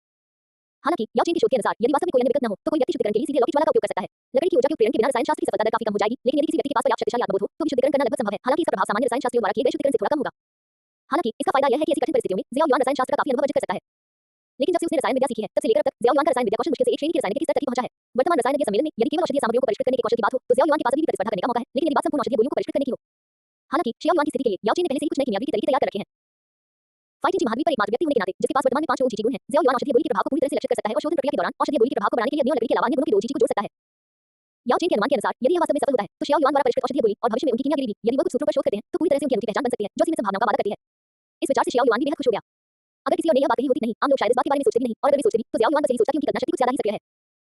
लेकिन याओ चेन की ओर से यह बात सुनकर ज़ियाओ युआन समझ गया कि यह किसी भी तरह से निराधार नहीं था, बल्कि यह एक अनुमान था जो याओ चेन ने अपने कई वर्षों के कीमियावी के अनुभव के आधार पर लगाया था और जिसकी सच होने की बहुत अधिक संभावना थी। और एक बार सफल हो जाने पर ये स्पष्ट है कि भविष्य में ज़ियाओ युआन द्वारा परिष्कृत की जाने वाली औषधीय गोलियां अत्यंत विशिष्ट होंगी और उनकी गुणवत्ता स्वाभाविक रूप से बहुत उत्कृष्ट होगी। शिक्षक जी, शियाओ युआन को कोई जल्दी नहीं लग रही है। नीचे बैठे शाओ यान को शांति से पत्ते कागज पर लिखी जानकारी पढ़ते हुए देखकर जबकि कई अन्य लोगों ने पहले ही अपनी ज्वालाएं प्रज्वलित करना और शोधन शुरू कर दिया था, शाओ युआन ने मन ही मन मुस्कुराते हुए पूछा। आज सुबह जाने से पहले शियाओ युआन ने प्राचीन काल में भंडारण कक्ष को जिसमें याओ चेन निवास करता था शियाओ युआन को सौंप दिया। कहा जाता है कि याओ चेन नहीं चाहता था कि शियाओ युआन उसकी शक्ति पर निर्भर हो जाए, इसलिए सम्मेलन के लिए याओ चेन स्थायी रूप से शियाओ युआन के साथ रहेगा। दूसरे शब्दों में कहें तो वर्तमान में ज़ियाओ यान इस कीमियावी सम्मेलन की चैंपियनशिप के लिए प्रतिस्पर्धा करने के लिए केवल अपनी शारीरिक शक्ति पर ही निर्भर रह सकता है। हे कुल्हाड़ी को तेज करने से लकड़ी काटने में देरी नहीं होती। इस औषधि को बनाना मुश्किल नहीं है। शाओ यान की वर्तमान शक्ति को देखते हुए अगर वह सब कुछ ठीक से करे तो पहली बार बनाने पर भी वो सफल हो सकता है और औषधि का असर भी कमजोर नहीं होगा। प्रशंसा की झलक ही उस बुजुर्ग की हंसी शियाओ यान के दिल में गूंज उठी। हम शियाओ यान की ताकत को देखते हुए 2 श्रेणी की औषधीय गोली बनाना वाकई कोई मुश्किल काम नहीं है। सच कहूं तो उन्हें नीचे औषधीय गोलियां बनाते देखकर मुझे थोड़ी उत्सुकता हो रही है, लेकिन मुझे रसायन विद्या का ज्ञान हुए अभी 1 महीना ही हुआ है और मेरी वर्तमान 2 चीज की समस्या पूरी तरह से हल नहीं हुई है। ऊपर जाकर प्रतिस्पर्धा करना शायद खुद को अपमानित करने जैसा होगा। मुझे भविष्य में 2 लिंक स्तर तक पहुंचने का इंतजार करना होगा, उसके बाद ही कोई योजना बनाऊंगी। शाओ युआन ने उन शब्दों पर सहमति जताते हुए मुस्कुराया, फिर कुछ हद तक लाचारी से आह भरी। ये सुनकर याओ चेन कुछ पल चुप रहा, फिर गहरी आवाज में बोला, आपकी प्रतिभा दुनिया में उतनी ही दुर्लभ है। स्वाभाविक रूप से 2 चीजों को अवशोषित करने और 2 चीजें भवन बनाने में असमर्थ होना एक बात है, लेकिन साधना तकनीक के माध्यम से अपने 5 आंतरिक अंगों को जीवभंडार में परिवर्तित करने, अपने 5 अंगों से 2 चीजों को अवशोषित करने और उसे 5 गुण प्रदान करने में सक्षम होना, ऐसी चमत्कारी साधना तकनीक बनी तकनीक से कम प्रभावशाली नहीं है। ज़ियाओ यान वर्तमान में साधना कर रही है जो लौकिक ज्वालाओं का सेवन करके विकसित होती है। सच कहूं तो अब मुझे इस बात की बहुत उत्सुकता है कि जब आप, जैसा कि आपने कहा, ब्रिटेन में सफलता प्राप्त करेंगे, अपने 5 ही भंडारों को पूरी तरह से जोड़ लेंगे और 5 स्वतंत्र रूप से प्रवाहित हो सकेंगी तो उस समय कैसा दृश्य होगा। याओ चेन की बातें सुनकर ज़ियाओ युआन ने मन ही मन भरी। मैं भी लंबे समय से इसका इंतजार कर रहा था, लेकिन दुर्भाग्य से मैंने अभी 3 सितारा रोशी का दर्जा हासिल किया है। 2 लिंक रैंक तक पहुंचने से पहले अभी भी काफी कठिन साधना करनी पड़ेगी, 2 रैंक तक तो पहुंचना दूर की बात है। हे लालची मत बनो, मुझे डर है कि तुम्हारी साधना की गति इतनी तेज है कि बड़ी शक्तियों द्वारा संसाधनों से भरपूर प्रशिक्षण प्राप्त कुछ विलक्षण प्रतिभावान शिष्य भी इसे कमतर समझेंगे। मात्र 3 वर्षों में तुम सीधे 2 चीज़ों से महान 2 मास्टर बन गए हो। ये गति सचमुच चौंका देने वाली है। याओ चेन ने हंसते हुए कहा। ये सुनकर शाओ युआन ये नहीं कह सका कि वह अभी तक प्रकट न हुए शत्रुओं के बारे में चिंतित था और वह केवल असहाय होकर मुस्कुरा सकता था। गुरुजी, इस महाद्वीप पर अनगिनत प्रतिभाशाली व्यक्ति हैं। बीते वर्षों में मैंने अपने साथियों को धीरे-धीरे मजबूत होते देखा, जबकि मैं स्वयं साधना नहीं कर सका। हालांकि मैंने इसे कभी जाहिर नहीं किया, फिर भी मुझे अपने मन में बहुत अफसोस रहा। अब जब मुझे पता है कि मेरी प्रतिभा बुरी नहीं है, तो स्वाभाविक रूप से मैं अपनी सारी कमियों को एक ही बार में पूरा करना चाहता हूं। आखिरकार पूरे महाद्वीप को पार करने के योग्य और सक्षम तो केवल बलवान ही होते हैं। मैं यह अनुमान नहीं लगा सकता कि दुर्घटना कब और कहां होगी। मैं बस इतना कर सकता हूं कि धीरे-धीरे मजबूत होता जाऊं, अप्रत्याशित परिस्थितियों को सहने और उनसे निपटने की क्षमता बढ़ाऊं। तभी मैं अनपेक्षित घटना के समय शांत रह पाऊंगा। क्या ये नालन यानरान के मामले की वजह से है? याओ चेन ने थोड़ी देर सोचा और फिर पूछा। मुझे लगता है ऐसा ही है। मेरे जन्म से ही पिताजी हम भाइयों के प्रति काफी सुरक्षात्मक रहे हैं। बुटान शहर में जियाली परिवार और ओबा परिवार द्वारा शुरू में किए गए संयुक्त दमन के बावजूद शियाओ परिवार के युवा मुखिया के रूप में मैंने कभी भी ऐसी भयानक चीजों का अनुभव नहीं किया। शुरू में मुझे लगा था कि नालन यानरान उस समय की प्रतिभाशाली शियाओ यान के लिए एकदम सही जोड़ी थी, एक प्रतिभाशाली लड़का और एक प्रतिभाशाली लड़की। बाद में जब शियाओ यान की साधना शक्ति कम होने लगी तो मैंने इस बारे में सोचना बंद कर दिया। किसने सोचा था कि सगाई होने और फिर सगाई टूटने का दुर्भाग्य मुझ पर ही आएगा। हालांकि उस समय नालन यानरान के विचार अपेक्षाकृत सरल थे। अगर मैंने कुछ मीठे शब्द बोलकर उसकी सहानुभूति हासिल कर ली होती तो स्वाभाविक रूप से वह मामला इतना बिगाड़ती नहीं। लेकिन वह ये को अपने साथ लाई थी जिससे स्पष्ट रूप से सत्ता का दुरुपयोग करके अत्याचार करने का उसका इरादा झलकता था। नालन हवेली उसे वो शक्ति नहीं दे सकती थी, केवल क्लाउड में संप्रदाय ही दे सकता था। हाँ, आखिर यूनियन आसानी से बह जाती है। जब तक नालन यानरान लगातार मनाती रहेगी, यूनियन सगाई तोड़ने के लिए राजी हो जाएगी। आज भी उस समय मुझे अनिच्छा से समझौता करना पड़ा था। ये याद करके मुझे बहुत असहज महसूस होता है। मैं नहीं चाहता कि ऐसी घटनाएं दोबारा घटें। इसके लिए मुझे तब तक लगन से प्रयास करना होगा जब तक कोई मुझे या मेरे परिवार को धमकी न दे सके। शाओ युआन की धीमी आवाज में कही गई बातों को सुनकर जिनमें कोमल स्वर के बावजूद गहरे अच्छे थे, याओ चेन भावुक हो उठा। हालांकि यह बिल्कुल उसके अपने अतीत जैसा नहीं था, फिर भी निसंदेह बहुत मिलता जुलता था। कुछ क्षण बाद याओ चेन ने गहरी गूंजती हुई आवाज में कहा, चूंकि आप ऐसा सोचते हैं इसलिए गुरुजी आपके इस निर्णय का सम्मान करते हैं। हालांकि आपकी साधना तकनीक विशेष है और मैंने इसे पहले कभी नहीं देखा है, इसलिए आपके मार्गदर्शन में मेरा कोई हित नहीं है। लेकिन कम से कम रसायन विद्या में मैं आपको और शाओ यान को महाद्वीप के शीर्ष रसायन बनने की गारंटी देता हूं। तब तक जो कोई भी आपको नुकसान पहुंचाना चाहेगा उसे शीर्ष रसायन की शक्ति का सामना करना पड़ेगा। ये सुनकर ज़ियाओ युआन ने भी मन ही मन कृतज्ञतापूर्वक कहा, धन्यवाद गुरुजी। हे इतनी विनम्रता क्यों? मैंने तुम दोनों को शिष्य इसलिए बनाया क्योंकि एक बार मैं बारिश में खड़ा था और मैं तुम्हें छाता देना चाहता था। तुम्हारी भविष्य की उपलब्धियां मुख्य रूप से तुम्हारे अपने प्रयासों पर ही निर्भर करेगी। मैं तुम्हारी मदद के लिए कुछ खास नहीं कर सकता। याओ चेन ने हल्की मुस्कान के साथ कहा। हालांकि ज़ियाओ युआन समझ गया था कि उस हंसी में एक अवर्णनीय उदासी छिपी हुई थी। लेकिन कुछ बातें अगर याओ चेन खुद से न बताए तो शियाओ युआन के लिए भी पूछना मुश्किल हो जाता था। फिर उसने अपना ध्यान अखाड़े पर केंद्रित किया और शियाओ यान को ग्रीन नोट्स फ्रेम का उपयोग करते हुए देखकर वो क्षण भर के लिए स्तब्ध रह गया। फिर अचानक उसे एहसास हुआ। वर्तमान में शियाओ यान के पास बैंगनी ज्वाला का उपयोग करने की क्षमता नहीं थी। आखिरकार ये बैंगनी ज्वाला स्वर्ग निगलने वाली अजगर की लार और एक संबंधित बैंगनी क्रिस्टल स्रोत से परिष्कृत की गई थी। अब स्वर्ग निगलने वाला अजगर शियाओ युआन के साथ था, जो अब तक बिना जागे सो रहा था। इसलिए जाहिर तौर पर यह संभव नहीं था कि वह शियाओ यान के लिए लार उगलेगा। हालांकि अगर वह रसायन विद्या के लिए अलौकिक ज्वाला का उपयोग करता है तो यह उपचार करने वाली औषधीय गोली उसके लिए बहुत आसान होनी चाहिए। इसमें कोई आश्चर्य नहीं कि छोटी राजकुमारी शियाओ यान की प्रतिभा से प्रभावित होंगी। अलौकिक ज्वाला प्राप्त करने के लिए स्वाभाविक रूप से उनके पीछे एक विशेषज्ञ का होना आवश्यक है। ऐसे व्यक्ति को शाही परिवार द्वारा अपने पक्ष में करने के प्रयास पूरी तरह सार्थक हैं। हालांकि उसने खुद भी कल रात अपनी अलौकिक ज्वाला का प्रदर्शन किया था। दोनों भाइयों के पास अलौकिक ज्वाला का होना शायद अभी भी कुछ हद तक चौंकाने वाला था। इसलिए मुझे इनका खुद माफी मांगने आना कोई आश्चर्य की बात नहीं थी। ऐसा लगता है कि उसने शियाओ युआन की पृष्ठभूमि को सरल नहीं समझा था, इसलिए उसने इतना विनम्र रवैया अपनाया। आखिरकार यह माना कि ज़ियाओ युआन और ज़ियाओ यान ने अपनी अलौकिक ज्वालाएं पूरी तरह से हाय गोरों के माध्यम से प्राप्त की, ये सोचने से कम विश्वसनीय है कि ज़ियाओ युआन और ज़ियाओ यान के पीछे कोई और विशेषज्ञ है। इसलिए जिया शिंजिन आज ग्रैंड प्रिंसेस को भी साथ लेकर आए थे और उनका रवैया कल रात की टूर्नामेंट के दिशा में था। जब ज़ियाओ युआन गहराई से सोच विचार कर रहा था तब नीचे चल रही प्रतियोगिता समय बीतने के साथ साथ समाप्त होने की ओर अग्रसर हो रही थी। जैसा कि उम्मीद थी, हालांकि ज़ियाओ यान ने लिंगो छोटी राजकुमारी की तुलना में थोड़ा बाद में शोधन शुरू किया, फिर भी उसने अलौकिक ज्वाला का लाभ उठाया और उनसे एक कदम आगे औषधीय गोली का शोधन कर लिया। क्लैंक। एक कढ़ाई को पीटने की तेज आवाज चौक में गूंज उठी। शाओ यान ने कढ़ाई पर जोर से हाथ मारा, ढक्कन खुल गया और उसमें से एक बिल्कुल गोल औषधीय गोली निकली, जिसे उसने तुरंत एक सेट की बोतल में डाल दिया। Clank clank. कुछ ही क्षण बाद दो स्पष्ट ध्वनियां सुनाई दी। उसके बगल में लिंगो और छोटी राजकुमारी ने एक साथ अपनी औषधियों को परिष्कृत करने का कार्य पूरा किया और उन्हें सेट की बोतल में रख दिया। Clank clank clank. इन दो आवाजों के बाद उस विशाल चौक में मानो एक श्रृंखला प्रतिक्रिया शुरू हो गई। एक के बाद एक कड़ाही के ढक्कन खुलते चले गए और विभिन्न आकृतियों की सैकड़ों औषधीय गोलियां उनमें से निकलकर आसमान में बिखर गईं और फिर उन्हें उनके मालिकों ने उत्साह से अपने हाथों में उठा लिया। एक सरसरी नजर डालने के बाद ज़ियाओ युआन ने अपनी दृष्टि हटाई, उसे थोड़ी उम्मीद महसूस हुई। यहाँ के अधिकांश लोगों ने ऐसी दवाइयां बनाना नहीं सीखा था जिन्हें औषधीय गोलियां कहा जा सके। इन्हें केवल गोलियां ही कहा जा सकता था क्योंकि इनका रूप रंग सचमुच भद्दा था। इनमें से ज़ियाओ युआन की औषधीय गोली दिखने में सबसे अच्छी थी। कुछ ही क्षणों में प्रतियोगिता का समय समाप्त हो गया। समय मापने के लिए इस्तेमाल की जाने वाली विशाल रेत घड़ी में बचे हुए आखिरी कुछ कण भी पूरी तरह से नीचे गिर गए। तुरंत ही विशाल चौक के उस पार स्थित उन कीमियागरों के सामने पत्थर के चबूतरों पर 100 से अधिक लाल बत्तियां जगमगा उठी, जिन्होंने अभी तक अपनी औषधीय गोलियों का निर्माण पूरा नहीं किया था। अपने सामने चमकती लाल बत्तियों को निराशा से देखते हुए वे रसायन शास्त्री केवल कड़ी मुस्कान के साथ अपना सिर हिला सके। फिर उन्होंने अपने औषधि पात्र एक तरफ रख दिए और निराश चेहरों के साथ चौक से बाहर चले गए। वीआईपी सेक्शन में ज़ियाओ युआन मुंह फुलाए बैठा था। यह मूल्यांकन का पहला दौर ही था, फिर भी इसमें लगभग एक तिहाई प्रतिभागी बाहर हो चुके थे। ये नियम काफी सख्त था। हालांकि अगर वह इसमें भाग लेता तो याओ चेन की किसी बाहरी मदद के बिना वह भी बाहर होने वालों में से एक होता। याओ चेन ने कोई टिप्पणी नहीं की। आखिरकार उनके विचार में शियाओ यान का कौशल स्वाभाविक रूप से प्रथम परीक्षा को आसानी से पास करने के लिए पर्याप्त था। उनके शिष्य याओ चेन की शक्ति तो सर्वविदित है। पास ही में खड़ा हाई बोरोंग भी युवा हुआ लग रहा था। उसके विचार में शियाओ यान का ऐसी प्रतियोगिता में भाग लेना किसी शीर्ष स्तर के चरित्र द्वारा नौसिखियों के गांव का सफाया करने जैसा था। उसके लिए सबसे पहले औषधीय गोली को परिष्कृत करना और यहां तक कि सर्वश्रेष्ठ परिणाम प्राप्त करना स्वाभाविक ही था। बेशक यह फैसला सिर्फ इसलिए लिया गया क्योंकि इन तीनों को शियाओ यान की ताकत का अंदाजा था। परंपरा को फिर भी अपने नियमों का पालन करना ही था। अध्याय 134 उत्कृष्ट अग्नि नियंत्रण तकनीक। प्रक्रिया पूरी होने के बाद औषधीय गोलियों का परीक्षण करना आवश्यक था। इस बार रसायन शास्त्रियों के संघ ने अत्यंत सावधानीपूर्वक तैयारी की थी। रसायन शास्त्र के लिए प्रयुक्त नीले पत्थर के चबूतरे में गुप्त तंत्र मौजूद थे। कई परीक्षणों के बाद जैसा कि अपेक्षित था ज़ियाओ यान की औषधीय गोलियों की गुणवत्ता स्पष्ट रूप से सर्वश्रेष्ठ साबित हुई। ज़ियाओ युआन और याओ और हाई बोरोंग तीनों को लगा कि यह प्रत्याशित नहीं था। रसायन विद्या में संचित अनुभव के संदर्भ में शियाओ यान का 3 वर्षों का अनुभव वास्तव में लियुलिंग और छोटी राजकुमारी की 10 वर्षों से अधिक के अनुभव जितना अच्छा नहीं था। हालांकि प्रतिभा अपने गुरु के स्तर और रसायन विद्या में प्रयोगशाला के मामले में शियाओ यान से कहीं आगे था। और इस तरह तेजी से गोली बनना और उच्च गुणवत्ता प्राप्त करना स्वाभाविक रूप से संभव हो गया। हालांकि इस प्रदर्शन ने बाकी सभी को सीधे तौर पर चौंका दिया। केवल उस अनोखी लौंडे ही कुछ लोगों को आश्चर्यचकित कर दिया और शांत और सहशोधन प्रक्रिया के साथ मिलकर इसने कुछ जानकार लोगों को प्रशंसा से भर देने पर मजबूर कर दिया। फार्मा भी बेहद हैरान था। आखिर एक अनोखी ज्वाला आम लोगों को नहीं मिल सकती। कुछ समय पहले ही उसे खबर मिली थी कि गूहे ने टैगोर रेगिस्तान में एक अनोखी ज्वाला की खोज के लिए लोगों को इकट्ठा किया है, लेकिन अभी तक कोई खबर नहीं मिली थी। अब शियाओ यान के हाथ में नीली ज्वाला साफ तौर पर एक अनोखी ज्वाला थी। इससे पता चलता है कि इस छोटी लड़की की प्रतिभा और अवसर, साथ ही उसके पीछे छिपी शक्ति साधारण नहीं थी। लेकिन तभी फार्मा के चेहरे के भाव में अचानक थोड़ा बदलाव आया और उन्होंने धीरे से कहा। उनकी निगाहें विशाल चौक पर घूमी और अंत में एक सुनसान कोने पर आकर रुक गईं। वहां भूरे रंग की चोगे में लिपटा एक व्यक्ति धीरे धीरे अपने हाथ में रखी दवा की गोली को परीक्षण मशीन में डाल रहा था। क्या हुआ? फार्मा की प्रतिक्रिया देखकर वो जिया थोड़ा चौंक गई और उलझन में पूछ बैठी। वो आदमी, उसकी भूरी आंखें सिकुड़ गईं और धुंधली आंखों में एक तीखी चमक दिखाई दी। फार्मा ने धीरे से रेंग पर उंगली थपथपाई और फुसफुसाया, वो आदमी थोड़ा ताकतवर लगता है। ओह, ये सुनकर हाई बोरोंग और जिया दोनों थोड़े चौंक गए। उनकी निगाहें तुरंत दूसरे वस्त्रधारी व्यक्ति पर टिक गईं और फिर उन्होंने भौहें चढ़ाकर उलझन में पूछा, कुछ गड़बड़ तो नहीं दिखी? आप रसायन शास्त्री नहीं हैं, इसलिए आत्मा शक्ति के बारे में आपकी समझ उतनी स्पष्ट नहीं है। लेकिन मेरी समझ से उस व्यक्ति की आत्मा शक्ति शायद लियुलिंग, ये और यहां तक कि शियाओ यान से भी कहीं अधिक शक्तिशाली है। नीचे दिए गए वर्ग में उसकी आत्मा शक्ति सबसे शक्तिशाली होनी चाहिए। मुझे याद है कि जब बूही ने रसायन शास्त्री सम्मेलन में भाग लिया था, तब उसकी आत्मा शक्ति इतनी शक्तिशाली नहीं थी। फार्मा ने सिर हिलाते हुए भौहें चढ़ा ली और नीचे की ओर टकली लगा दी। कुछ क्षण बाद दूसरे वस्त्रधारी व्यक्ति के सामने पत्थर के चबूतरे से अचानक एक चमकीला हरा प्रकाश स्तंभ निकला, जिसकी चमक लगभग शियाओ यान के बराबर थी। अचानक प्रकट हुई तेज हरी रोशनी ने चौक पर मौजूद सभी लोगों का ध्यान तुरंत अपनी ओर खींच लिया। जब सभी ने देखा कि प्रकाश का ऐसा स्तंभ उत्पन्न करने वाला वास्तव में एक एकांत कोने में दुबका हुआ एक दूसरा वस्त्रधारी व्यक्ति था, तो वे आश्चर्य से भर उठे। अचानक प्रकट हुई तीव्र हरी रोशनी ने शियाओ यान और अन्य दो लोगों का ध्यान भी आकर्षित किया। अपनी ही रोशनी के लगभग बराबर लियुलिंग और छोटी राजकुमारी से भी अधिक तीव्र हरी रोशनी को देखकर शियाओ यान थोड़ा चौंक गया। शिक्षक जी, इस व्यक्ति में कुछ गड़बड़ है ना? स्टैंड में बैठे ज़ियाओ युआन ने अपनी आंखें सिकुड़ी और मन ही मन धीमी आवाज में पूछा। हम उसकी आत्मा के उतार चढ़ाव को देखकर, हाँ, वह जवान नहीं है। उसकी उम्र कम से कम 40 साल होगी। उसने शायद सम्मेलन की समीक्षा में धोखा देने के लिए कोई चाल चली होगी। उसकी आत्मा शक्ति वाकई कमजोर नहीं है, वह चौथे दर्जे के रसायन के स्तर तक पहुंचती है। तुम्हारी और शियाओ यान की आत्मा शक्ति उससे कहीं कमजोर है। ये सुनकर बूढ़े याओ ने मुस्कुराते हुए जवाब दिया। लेकिन जाहिर है उन्हें इस बात की कोई चिंता नहीं थी। उन्हें अपने शिष्य पर पूरा भरोसा था। अपनी पहली नजर से वो समझ गया कि इस व्यक्ति ने सम्मेलन में भाग लेने के लिए अपनी पहचान छिपाई है, ताकि वह अपनी ताकत के बल पर चैंपियनशिप जीत सके, जो युवा प्रतियोगियों से कहीं अधिक थी। जहां तक उसके जीतने की इच्छा का सवाल है, बूढ़े याओ को इसकी परवाह नहीं थी, क्योंकि चैंपियन तो निश्चित रूप से शियाओ यान ही होगा। हे, मेरा अनुमान है कि राष्ट्रपति फार्मा और अन्य लोग सबसे पहले शांत हो पाएंगे, है ना? शियाओ युआन भी मुस्कुरा रहा था, तमाशा देखकर आनंद ले रहा था और उसे परेशानी की कोई परवाह नहीं थी। वैसे भी वह जानता था कि शियाओ यान निश्चित रूप से जीतेगा, इसलिए इस साम्राज्य के एक पुराने षड्यंत्रकारी के वेश में आए इस युवा रसायन शास्त्री के लिए शियाओ युआन ने उसे एक मसखरे की तरह समझा। जहां तक उसके बगल में बैठी याफी की बात है, सच कहूं तो उसे रसायन विद्या के बारे में कुछ भी नहीं पता था, इसलिए थोड़ी देर देखने के बाद उसे सचमुच नींद आने लगी और वह शियाओ युआन के कंधे पर सिर रखकर सो रही थी। शियाओ युआन की परिधीय दृष्टि फार्मा की ओर घूमी और उसने पाया कि वे वास्तव में व्यस्त थे, शायद इस अप्रत्याशित व्यक्ति के बारे में जानकारी की तलाश कर रहे थे। ज़ियाओ युआन के विचार भटक गए। उसे इस साम्राज्य में ज़ियाओ शियान से विदा होने के बाद जादुई जानवर पर्वत श्रृंखला में बिताए दिन याद आ गए। फिर स्वाभाविक रूप से उसके मन में यूलिंग का ख्याल आया और जब हाई बोरोंग ने बात की तो वह अचानक वास्तविकता में लौट आया। क्या सोच रहे हो बच्चे, इतने मग्न क्यों हो? हाई बोरोंग ने याफी की ओर देखा, जिसने पहले अपनी आंखें खोली थी और खालीपन से पलकें झपका रही थी। फिर उसने कुछ हद तक असहाय होकर शियाओ युआन से पूछा। अपने अनुभव के आधार पर उसे संदेह था कि ज़ियाओ युआन महिलाओं के बारे में सोच रहा था। ओह, कुछ नहीं। ओह हे, क्या आपने मुझे अचानक किसी बात के लिए बुलाया था? शियाओ युआन स्वाभाविक रूप से हाई बोरोंग और याफी के सामने अन्य महिलाओं का जिक्र नहीं कर सकता था, इसलिए उसने मुस्कुराते हुए पूछा। हे, कुछ गड़बड़ हो गई, इसलिए मैं इस अवसर का उपयोग करके तुम्हारी परीक्षा लूंगा, बच्चे। ये सुनकर हाई बोरोंग के होंठ एक अजीब से चाप में मुड़ गए। फिर उसने नीचे खड़े दूसरे वस्त्रधारी व्यक्ति की ओर इशारा करते हुए फुसफुसाया। फार्मा को शक है कि नीचे खड़े इस आदमी की पहचान संदिग्ध है, लेकिन उसका चेहरा उसकी बांस की टोपी के नीचे छिपा है, जिससे सही गलत का अंदाजा लगाना मुश्किल है। इसलिए बच्चे, तुम ठंडी धारा को नियंत्रित करके चुपचाप उस आदमी की बांस की टोपी को चूर-चूर कर देना है। कैसा रहेगा? कोई दिक्कत नहीं, है ना? हाई बोरोंग के परामर्शपूर्ण प्रतीत होने वाले लेकिन वास्तव में आदेशात्मक लहजे को सुनकर ज़ियाओ युआन ने भी असहाय होकर कंधे उठाए और कहा। ठंडी धारा को नियंत्रित करना, ये संभव है, लेकिन इससे खतरा बढ़ जाता है। बेहतर होगा कि विधि बदल दी जाए। ये सुनकर न केवल हाई बोरोंग स्तब्ध रह गया, बल्कि जिया शिनचेन और फार्मा, जो यहाँ ध्यान दे रहे थे, भी उत्सुक हो गए। ये बच्चा इसे कैसे करने की योजना बना रहा है? शियाओ युआन ने विस्तार से कुछ नहीं कहा। उसने चुपचाप वायु गुण वाली दो की एक लहर छोड़ी, जिसमें अद्वितीय लौ की एक हल्की सी झलक मिली हुई थी और उसे हवा के साथ बहने दिया, जो चुपचाप दूसरे वस्त्रधारी व्यक्ति के औषधि पात्र में प्रवेश कर गई। अगले ही क्षण वायु गुण वाला दोची लकड़ी गुण वाली दोची में परिवर्तित हो गया, जिससे उसके भीतर की अनोखी लौ सीधे प्रज्वलित हो गई, जिसके कारण वो औषधि के बर्तन से बाहर निकली और मीठ को साफ करने के लिए झुके हुए दूसरे वस्त्रधारी व्यक्ति के वस्त्रों में आग लगा दी। बूम! हालांकि दूसरे वस्त्रधारी व्यक्ति ने अत्यंत शीघ्रता से प्रतिक्रिया दी, फिर भी उस अनोखी लौ के भयावह उच्च तापमान ने उसके वस्त्रों को जलाकर टुकड़े-टुकड़े कर दिया और बांस की टोपी भी स्वाभाविक रूप से उसके साथ राख में बदल गई। और शियाओ युआन के दोची समर्थन के बिना वह अनोखी लौ स्वाभाविक रूप से बुझ गई। बाहरी लोगों की नजर में ऐसा लग रहा था मानो दूसरे वस्त्रधारी व्यक्ति ने समय रहते उसे स्वयं बुझा लिया हो। क्या गजब का शानदार लौ नियंत्रण है, मेरे युवा मित्र।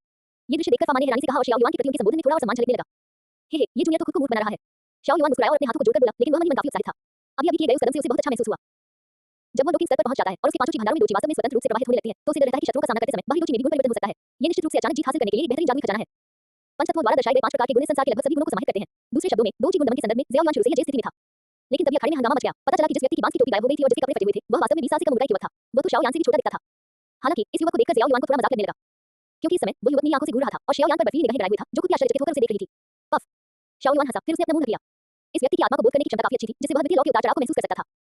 लेकिन उसे यह नहीं पता था कि ज़ियाओ युआन के पास भी एक अनोखी ज्वाला है, इसलिए उसने वास्तव में मंच पर ज़ियाओ यान पर संदेह किया। फिर उनकी निगाहें वीआईपी सीटों पर टिक गईं, जहां उन्होंने फार्मा और अन्य लोगों को देखा और उनके चेहरे पर एक ठंडी सी घृणा झलक रही थी। उनके होंठ हल्के से हिले और उनके होठों की हरकत से फार्मा और अन्य लोग स्पष्ट रूप से समझ गए कि वे क्या कह रहे थे। मैं सम्मेलन का चैंपियन बनना चाहता हूं। छी, जैसा कि उम्मीद थी, कोई समस्या है। अगर यह व्यक्ति सचमुच 17 साल का है, तो मैं इस ट्रेनिंग को ही खा जाऊंगा। हाय बोरोन ने ठंडी हंसी के साथ कहा। हालांकि मुझे कोई बेस नहीं दिखा, लेकिन इस व्यक्ति की उम्र उतनी सरल नहीं है जितनी दिखती है। इसके अलावा इस दुनिया में बेस बदलना ही एकमात्र तरीका नहीं है जिससे कोई व्यक्ति इस तरह दिखे। एक रसायनज्ञ होने के नाते आपको हमसे बेहतर पता होना चाहिए कि कुछ विशेष औषधीय पदार्थ या औषधीय गोलियां ऐसे विचित्र प्रभाव पैदा करती हैं। जिया शिंके ने भी उनके बगल में बैठी फार्मा से बात की।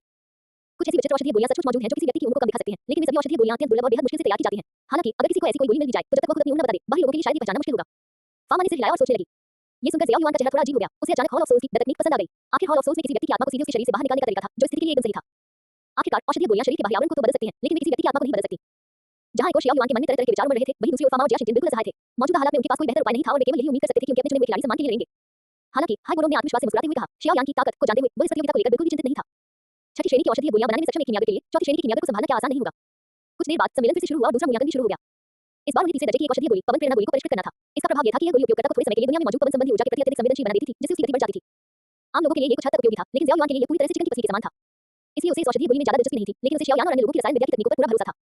तकनीकी दृष्टि से देखा जाए तो शियाओ यान की तकनीक वास्तव में सर्वश्रेष्ठ थी। आखिरकार भले ही वो यह औषधि कुल का बहिष्कृत सदस्य था, लेकिन उसने जो रसायन विद्या सीखी थी, वो औषधि कुल की ही थी, साथ ही उसे डिजिटल टावर से भी प्रशिक्षण प्राप्त हुआ था। रसायन विद्या की उत्कृष्टता के मामले में पूरे महाद्वीप को भी ध्यान में रखते हुए इसे शीर्ष स्तर का माना जा सकता है। हालांकि कीमियागरी में हर किसी की अपनी आदतें होती हैं और ज़ियाओ यान की इसका अपवाद नहीं थी। तकनीक के मामले में अभी भी उनके और लियाओ के बीच कुछ सूक्ष्म अंतर थे। जहां तक छोटी राजकुमारी और लियूलिंग की बात है, उन्हें विजयमा साम्राज्य के शीर्ष रसायन शास्त्रियों द्वारा प्रशिक्षित किया गया था। उनकी तकनीकें भी काफी उत्कृष्ट थी और उनकी दक्षता स्पष्ट रूप से शियाओ यान से कहीं अधिक थी।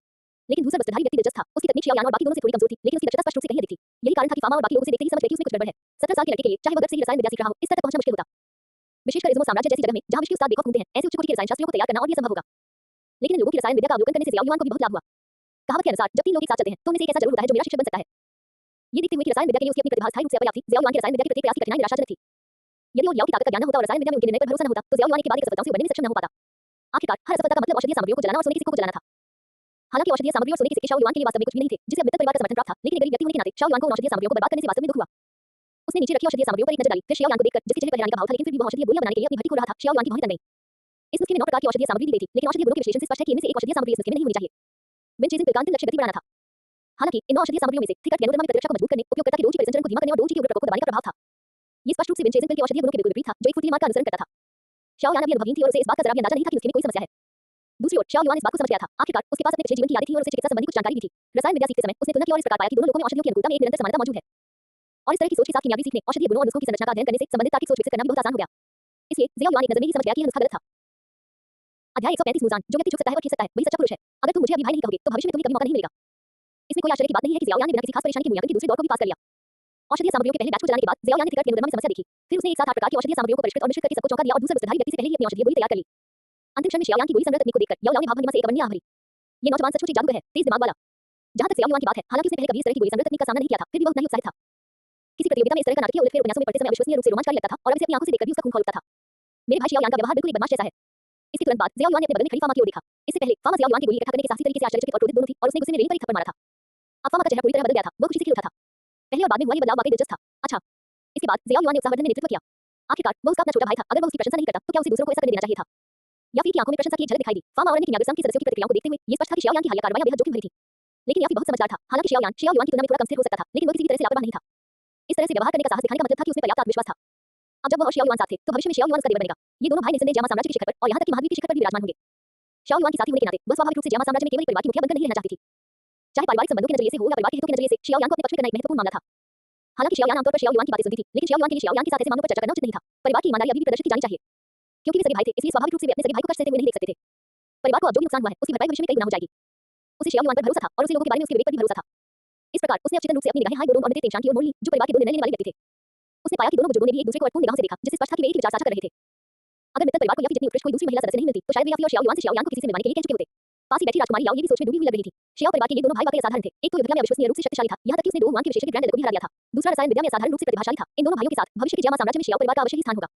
हमें उनके साथ अच्छे संबंध स्थापित करने चाहिए। दूसरी ओर नालन यानरांग भी शियाओ यान के प्रदर्शन से उत्साहित थी और उसे थोड़ा बहुत आकर्षण भी महसूस हो रहा था। हालांकि वह ये भी जानती थी कि शियाओ यान उसके प्रति बिल्कुल उदासीन था, क्योंकि वह उसकी होने वाली भाभी थी जो सदैव न्याय थी। ये सोचते ही उसे सिरदर्द होने लगा। इन दोनों भाइयों की प्रतिभा पहले क्यों नहीं लौट पाई? दूसरे दौर का मूल्यांकन पूरी तरह समाप्त होते होते शाम ढलने लगी। आसमान में धीरे-धीरे अर्धचंद्राकार चंद्रमा दिखाई देने लगा, जिससे जगमगाती शाही राजधानी रोशन हो उठी। परीक्षा में असफल हुए लोगों को देखकर जिनके चेहरे पीले पड़ गए थे, फामा की आंखों में कोई भाव नहीं दिखा और उन्होंने हल्की से कहा, सभी प्रतिभागियों से अनुरोध है कि आज की प्रतियोगिता यहीं समाप्त होती है। कृपया आज रात आराम करें। कल हमारी प्रतियोगिता का अंतिम दौर है और वह निर्णायक मैच है जो विजेता का फैसला करेगा। इसलिए कृपया किसी भी कारण से अनुपस्थित न रहें, अन्यथा आपको जीवन भर पछतावा होगा। फामा द्वारा आज के मूल्यांकन के समाप्त होने की घोषणा सुनते ही शियाओ यान समेत चौक में मौजूद सभी लोगों ने राहत की सांस ली। मूल्यांकन के ये दो दौर वाकई बेहद थकाने वाले थे। अपनी औषधि की कड़ाही को वापस अपने भंडारण कक्ष में रखते हुए शियाओ यान ने अचानक ऊपर देखा और चारों ओर नजर डाली। फार्मा के बोलने के बाद दूसरा वस्त्रधारी व्यक्ति ने अपना सामान समेटा और चौक से बाहर चला गया। जाते समय उसने शाओ यान पर एक ठंडी नजर डालना नहीं भूला। शाओ यान शांति से दूसरे वस्त्रधारी व्यक्ति की पीठ को देखता रहा, जो धीरे-धीरे चौक से बाहर निकल रहा था। उसने अपना माथा रगड़ा और अपना सामान समेटने के बाद वह भी प्रतिभागियों की भीड़ के साथ चौक से बाहर निकल गया। चौक से बाहर निकलते ही ज़ियाओ यान ने ऊपर देखा और ताज़ी हवा में गहरी सांस ली। उसका तनावग्रस्त मन थोड़ा शांत हुआ। दर्शकों के बीच से निकली युवतियों को चमकती आंखों से उसे निहारते हुए देखकर उसने व्यंग्यात्मक मुस्कान बिखेरी और सिर हिलाया। जैसे ही वह जाने वाला था, उसने ज़ियाओ युआन और याफी को हाथ में हाथ डाले आते देखा। भाई, भाभी।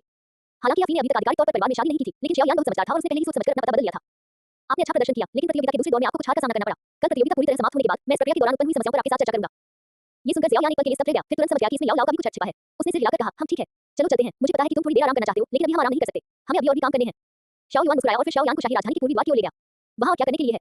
शाओ यान ने असमंजस में अपनी आंखें झपकाईं, लेकिन फिर भी वो उसके पीछे-पीछे चला गया। तीसरे भाई के कार्यों के पीछे कोई न कोई कारण जरूर होगा। हे, जब हम वहां पहुंचेंगे तो तुम्हें पता चल जाएगा। शाओ युआन ने रहस्यमय ढंग से मुस्कुराते हुए उसे असमंजस में डाल दिया। जब ज़ियाओ युआन और वे दोनों शाही राजधानी की पूर्वी द्वार पर पहुंचे, तो उन्होंने वहां कुछ परिचित व्यक्ति को पहरा देते हुए पाया। उन तीनों को पास आते देख उसका चेहरा थोड़ा असहज हो गया, लेकिन फिर भी उसने खुद को संभाला और उनकी ओर चल दिया।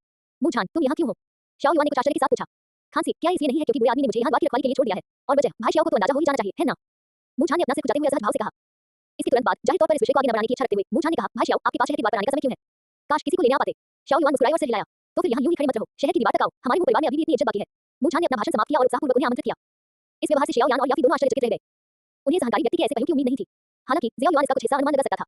स्पष्टतः मुझे ने निजी तौर पर मुझान को कुछ सुझाव दिए थे। विशिष्ट विषय वस्तु के बारे में तो मुझान को पता नहीं था, लेकिन परिणाम उसके लिए काफी अच्छा रहा। तो फिर मैं शिष्टता नहीं बरतूंगा। शाओ युआन ने सिर हिलाया और फिर मुझान के पीछे-पीछे शहर की दीवार तक चला गया। खांसी, खांसी, भाई शाओ, मैंने सुना है कि आपने पहले ओजिया के साथ मुकाबला किया था और यहाँ तक कि उन्हें भी आपके हाथों हार का सामना करना पड़ा था। मुझान ने सीढ़ियां चढ़ते हुए धीमी आवाज में पूछा, उसकी आंखों में एक चमक थी। हाँ हाँ, उनकी बकवास पर ध्यान मत दो, बूढ़े जिया ने तो आसानी से मान लिया।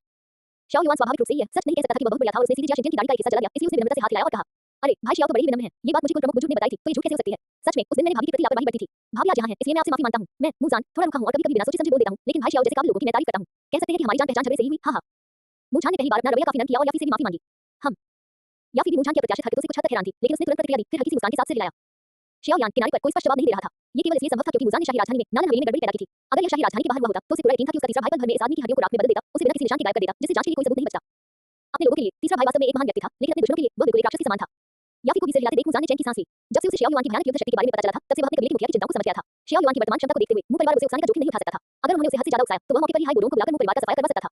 उनकी अपनी असाधारण प्रतिभा का तो जिक्र ही नहीं, परिवार के मौजूदा आंतरिक आकलन के अनुसार ज़ियाओ युआन को जियामा साम्राज्य की शिखर पर पहुंचने में ज्यादा से ज्यादा 5 से 10 साल ही लगेंगे। इतने शक्तिशाली व्यक्ति को मुंह परिवार चुनौती नहीं दे सकता था। अगर वे उसे उकसा नहीं सके और फिर भी उसका अनादर करने का साहस किया, तो क्या यह मौत को दावत देना नहीं होगा? जब बात खुद की जान और अपने परिवार के अस्तित्व की आती थी, तो मुझान का दिमाग भी तेज था। इसके अलावा ज़ियाओ युआन इतना शक्तिशाली था, तो अगर वो उसे भाई कहता तो क्या होता? इसमें कोई नुकसान नहीं था। अगर उसने अभी उसे फोन नहीं किया, तो बाद में जब वह डोंगुआन बन जाएगा, तो उसके पास इस तरह उसके करीब आने की योग्यता नहीं रहेगी। एक प्रतिष्ठित परिवार के वंशज होने के नाते मुझान स्वाभाविक रूप से सामाजिक मेलजोल में काफी कुशल था। बस दिक्कत ये थी कि शाही राजधानी में अधिकांश लोग उसके लिए इतने महत्वपूर्ण नहीं थे कि वह उनके साथ ऐसा व्यवहार करे। लेकिन शाओ युआन के सामने अब वो घमंड दिखाने की हिम्मत नहीं कर पा रहा था। अगर सचमुच उसे निशाना बनाया गया, तो यही उसका अंत होगा। इसके अलावा ज़ियाओ युआन की कुछ बातें तर्कसंगत भी थी। खैर, ये शहर की द्वार पर सबसे खुला इलाका है और यहाँ से सबसे दूर तक का नजारा दिखता है। भाई शाओ, आप यहीं इंतजार कीजिए, मुझे अभी नीचे जाकर द्वार की रखवाली करनी है, इसलिए मैं आपको परेशान नहीं करूंगा। ये देखकर कि शाओ युआन और उन दोनों का उससे बात करने का कोई इरादा नहीं था, मुझान ने समझदारी से बहाना बनाकर अपने सैनिकों के साथ नीचे चला गया। प्रमुख परिवारों के इन वंशजों में कुछ प्रशंसनीय गुण अवश्य हैं। मुझान की पीठ को जाते हुए देखकर शाओ यान ने हल्के से कहा, हे शाही राजधानी के 3 प्रमुख परिवारों में स्थान पाने के लिए मुंह परिवार स्वाभाविक रूप से किसी क्रूर व्यक्ति को नहीं पालेगा। हालांकि मुझान का स्वभाव उग्र है, लेकिन वह नियमों को अच्छी तरह समझता है, जिन्हें उसे जानना चाहिए। बगल में खड़ी याफी ने भी सिर हिलाया और हल्की मुस्कान के साथ कहा, हम और मुंह परिवार के सैन्य क्षेत्र में बहुत व्यापक संबंध हैं। हमारा शाओ परिवार तो जियामा साम्राज्य में तैनात है, इसलिए मुझान को सबके सामने जान से मारना तो मुमकिन ही नहीं। इससे कई मुसीबतें खड़ी हो जाएंगी। हम दोनों अकादमी वापस जा रहे हैं और हम कोई गड़बड़ नहीं छोड़ सकते। एक दुश्मन से बेहतर है एक दोस्त। शाओ युआन ने भी सहमति में सिर हिलाया और मुस्कुराते हुए कहा, मुंह परिवार से बिल्कुल अलग था। मुंह परिवार उत्तर पूर्वी प्रांत का एक नवधनी स्थानीय तानाशाह मात्र था, जिसकी कोई बुनियाद नहीं थी और जिसकी बदनामी भी बहुत थी। जब भी कोई समस्या खड़ी होती, तो स्वाभाविक रूप से सभी लोग उसे कुचल देते। हालांकि ज़ियाओ युआन ने मुंह परिवार को पूरी तरह से नष्ट नहीं किया, लेकिन उसे ऐसा करने की जरूरत भी नहीं थी। जिन परिवारों और ताकतों पर मुंह परिवार ने पहले अत्याचार किया था, वे स्वाभाविक रूप से उन पर बेरहमी से प्रहार करते। लेकिन मुंह परिवार मित्तल परिवार के बाद दूसरे स्थान पर रहने वाला एक प्रमुख परिवार था। नीति के मामले में नालन परिवार भी कुछ हद तक कमजोर था। अगर नालन यानरान क्लाउड मिस्ट संप्रदाय में शामिल न होती, तो नीति के मामले में नालन परिवार वास्तव में तीनों प्रमुख परिवारों में सबसे कमजोर होता। वर्षों से मुंह परिवार ने अनगिनत संबंध बना लिए थे, जो जियामा साम्राज्य में फैले हुए थे। शाओ परिवार की वर्तमान शक्ति को देखते हुए उनसे आसानी से शत्रुता करना संभव नहीं था। इसके अलावा एक मुझान के कारण पूरे मुंह परिवार को भड़काना उचित नहीं था। हे, उसे सबक सिखाना ही काफी है। अगर मैं इतनी छोटी सी बात पर उसे मार डालूं और उसके परिवार का भी सफाया कर दूं, तो मुझे बेचैनी होगी। इससे मैं किसी खतरनाक औरत जैसी लगूंगी। याफी भी इस पर हंस पड़ी। अपने भाई और भाभी को एक बार फिर सार्वजनिक रूप से स्नेह जताते देख ज़ियाओ यान तुरंत असहज हो गई और उसने जल्दी से बात बदलते हुए कहा, भाई हम यहाँ हैं, आप मुझे बताइए कि हम किसका इंतजार कर रहे हैं। ये सुनकर ज़ियाओ युआन ने एक अजीब सी मुस्कान दिखाई ज़ियाओ यान की ओर देखा और धीरे से कहा, अरे नहीं, तुम इतने होशियार हो, फिर भी तुम्हें ये बात समझ में क्यों नहीं आई? धप धप धप। दूर से घोड़ों की लयबद्ध आवाज सुनाई दी और घोड़े पर सवार कई आकृतियां धीरे-धीरे ज़ियाओ युआन और उन दोनों की नजर में आ गईं। चूंकि आप भाभी को साथ लाए हैं, तो जिसे हम लेने जा रहे हैं वह हम तीनों का परिचित होना चाहिए। वह भूटान शहर का कोई व्यक्ति होना चाहिए। क्या वह महान गुरु हो सकते हैं? गुनी। शाओ यान ने गंभीर भाव से विश्लेषण किया। प्रश्नवाचक चिन्ह प्रश्नवाचक चिन्ह प्रश्नवाचक चिन्ह। अरे भाई, ये तो मजाक नहीं है। ये सुनकर ज़ियाओ युआन ने अवाक होकर अपना सिर हिलाया। ज़ियाओ यान की ओर देखा जो एक घटिया चुटकुला सुना रहा था और गहरी आवाज में कहा, वाह, तुम दोनों भाई तो वाकई कमाल हो। याफी जो एक तरफ खड़ी थी, भाइयों की बातचीत सुनकर अपनी हंसी नहीं रोक पाई और हल्के से हंसते हुए अपना मुंह ढक लिया। शाओ युआन और शाओ यान ने एक दूसरे की ओर देखा, सिर हिलाया और मुस्कुराए। फिर शाओ युआन ने याफी के कंधे पर हाथ रखा और शाओ यान के साथ शहर की दीवार से नीचे कूद गए। शहर की दीवार के बाहर लोगों का एक समूह दूर से आ रहा था। नेता, हालांकि दूर से सना हुआ था, उसकी आंखों में जोश झलक रहा था और थकान का कोई संकेत नहीं दिख रहा था। शाओ युआन और शाओ यान दोनों ने अनजाने में बुदबुदाते हुए कहा, पिताजी। अध्याय 136, एक और नजर डाली तो मैं फट पड़ूंगा। युआन एट, यान एट। कम रोशनी के बावजूद ज़ियाओ यान ने शहर की दीवार से छलांग लगाते हुए दोनों आकृतियों को एक नजर में पहचान लिया। वो तुरंत अपने सर पर दौड़ते घोड़े से कूद गया और जोर से भरकर एक ही छलांग में उन तीनों के सामने आ गया। इसके बाद उनके चेहरे पर संतुष्टि भरी मुस्कान आ गई और उन्होंने सूक्ष्मता से शाओ युआन की प्रशंसा करते हुए कहा, याफी भी यहाँ है। हे, हाफी अंकल जी का स्वागत करता है। ये सुनकर याफी ने थोड़ा झुककर मुस्कुराते हुए कहा, पिताजी आपने बहुत मेहनत की है। शाओ युआन आगे बढ़ा और अपनी चिंता व्यक्त की। बस यात्रा की वजह से थकान हो रही थी। आप दोनों को स्वस्थ देखकर मुझे बहुत खुशी हुई और मुझे बिल्कुल भी थकान महसूस नहीं हो रही है। ये सुनकर शाओ झान ने उदासीनता से हाथ हिलाया और मुस्कुराया। उनके दोनों पुत्र बाहर लगन से साधना कर रहे थे, इसलिए पिता होने के नाते उन्होंने भी स्वाभाविक रूप से अपनी साधना को नजरअंदाज नहीं किया। अब वे 8 सितारा महान दो मास्टर के स्तर तक पहुंच चुके थे। यदि मुल्तान शहर में सीमित संसाधन न होते, तो शायद वे अब तक महान दो मास्टर की शिखर पर पहुंच चुके होते। यहाँ तक कि शाही राजधानी के 3 महान परिवारों के भीतर भी एक 8 सितारा महान दो मास्टर को एक मुख्य शक्ति माना जाएगा। इतनी ताकत के साथ घोड़े से यात्रा करने के बाद भी, हालांकि वह दूर से सना हुआ और थका हुआ लग रहा था, लेकिन ये कहना कि वह थका हुआ था, वास्तव में सही नहीं था। पहले तो तीसरे भाई ने मुझे सस्पेंस में रखा और मुझे बताया ही नहीं कि पिताजी आ गए हैं, लेकिन सोचने के बाद मैंने अंदाजा लगा लिया। तीसरे भाई ने कुछ दिन पहले कहा था कि वह पिताजी को मृत परिवार के साथ सगाई के बारे में चर्चा करने के लिए बुलाना चाहते हैं। ऐसे समय में हम तीनों को एक साथ उनका अभिवादन करवाने वाला एकमात्र व्यक्ति आप ही हैं। शाओ यान ने भी बदल से मुस्कुराते हुए कहा। तीसरे और चौथे युवा स्वामी की शक्ति में काफी सुधार हुआ है। इसके तुरंत बाद शियाओ परिवार की एक टीम वहां पहुंची, जिसका नेतृत्व परिवार के दूसरे मुखिया ने किया। जैसे ही वह उतरा, उसने शियाओ युआन और शियाओ यांग की शक्ति का आकलन किया। उसने पाया कि शियाओ युआन की शक्ति उसकी समझ से परे थी और शियाओ यांग की आभा भी काफी शक्तिशाली थी। परिवार में उसे शीर्ष स्तर का विशेषज्ञ माना जाएगा। दूसरे अदब भी बिल्कुल स्वस्थ और तंदुरुस्त हैं। शियाओ युआन ने भी मुस्कुराते हुए कहा। वह एक नजर में ही बता सकता था कि दूसरे अदब का दोनों रैंक उसके अपने रैंक से थोड़ा ऊंचा था। जब वो चले गए, तब दूसरे अदब केवल 3 स्टार दोषी थे, लेकिन उन्होंने और सीमित क्षमता के कारण उनकी उन्नति थोड़ी धीमी होना स्वाभाविक था। मैं आप युवाओं से मुकाबला नहीं कर सकता। ये सुनकर दूसरे अदब ने खेतपूर्वक अपना सिर हिलाया, उनकी निगाहें याफी पर टिक गईं, उनके दिल में बेबसी की लहर दौड़ गई। हालांकि दोनों ही आकर्षक स्वभाव की थी, लेकिन उनकी अपनी पोती शियाओ में स्पष्ट रूप से पूरी तरह से विकसित और परिपक्व रूप से आकर्षक याफी से हीन थी। ये तो पूरी तरह से नुकसान था। किसने सोचा होगा कि 3 साल पहले के वे दो निकम्मे लोग दो की साधना में इतनी भयावह गति से प्रगति करेंगे। शाओ झान के वाकई दो अच्छे बेटे थे। यहाँ यूं ही खड़े मत रहो, चलो हवेली वापस चलते हैं और बात करते हैं। शाओ युआन मुस्कुराया, फिर आगे बढ़कर शहर की ओर चल पड़ा। मू झान यहाँ मौजूद नहीं था, लेकिन ऐसा प्रतीत होता था कि उसने विशेष निर्देश दिए थे, इसलिए शहर के द्वार की रखवाली कर रहे सैनिकों ने उनसे कोई सवाल नहीं किया।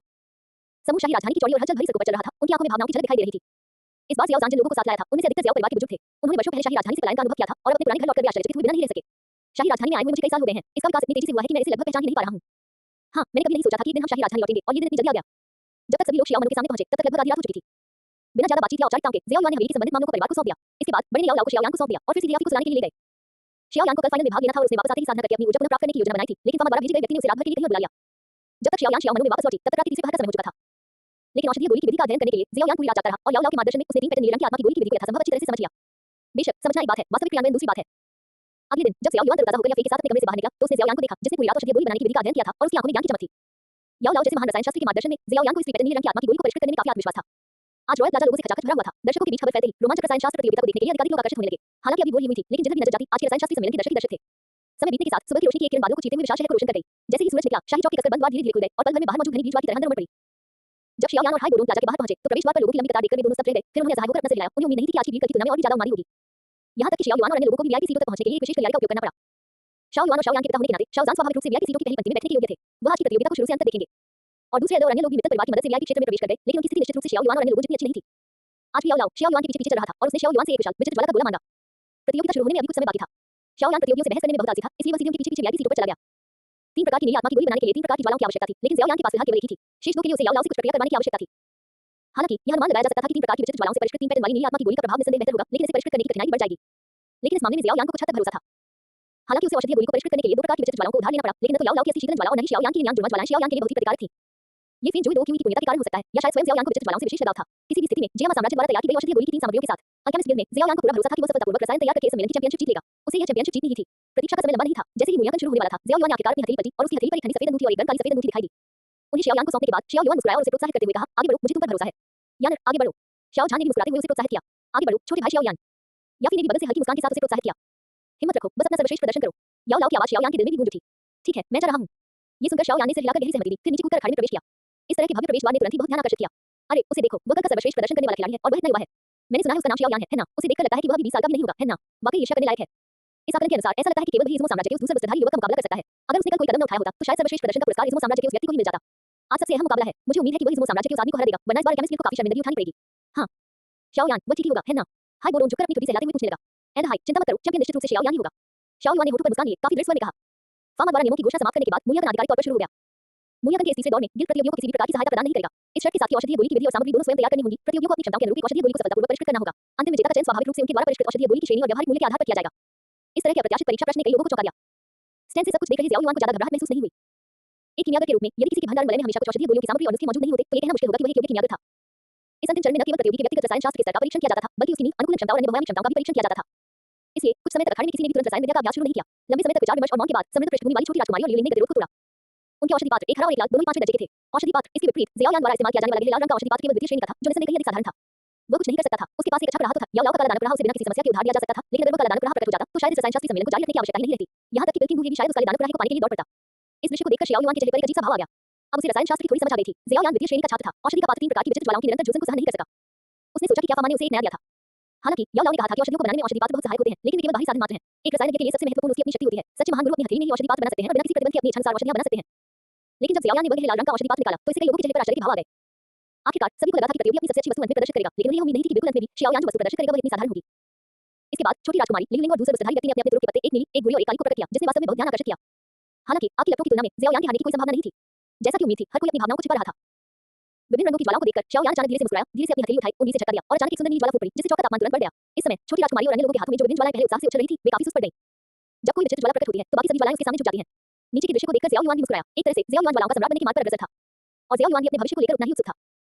वर्तमान स्थिति के अनुसार यदि वह अपने मन में साधना तकनीक को चरम सीमा तक विकसित कर सके, तो उसके शरीर में मौजूद रुचि मुख्य रूप से 5 मूलभूत गुणों से मिलकर बनेगी और किसी भी गुण की रोशनी स्वतंत्र रूप से परिवर्तित हो सकती है। यदि शियाओ यान ज्वालाओं का सम्राट था, तो शियाओ युआन रुचि का सम्राट था।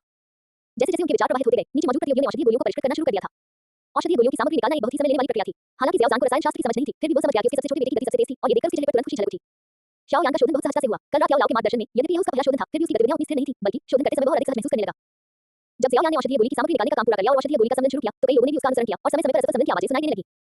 हालांकि उसे शियाओ यान पर पूरा भरोसा था, फिर भी इस समय शियाओ युआन का मन भी चिंतित था। कुछ भी निश्चित नहीं है, अगर आज शियाओ यान का भाग्य साथ न दे और भटकी समय से पहले फट जाए तो क्या होगा। समय तेजी से बीत गया। शियाओ यान द्वारा संवेदन शुरू करने के आधे घंटे बाद शियाओ युआन का चेहरा तनावग्रस्त हो गया और उसकी निगाहें शियाओ यान की ओर मुड़ गईं। वहां गहरे लाल रंग के औषधि पात्र से हल्की सी औषधीय सुगंध धीरे-धीरे निकल रही थी।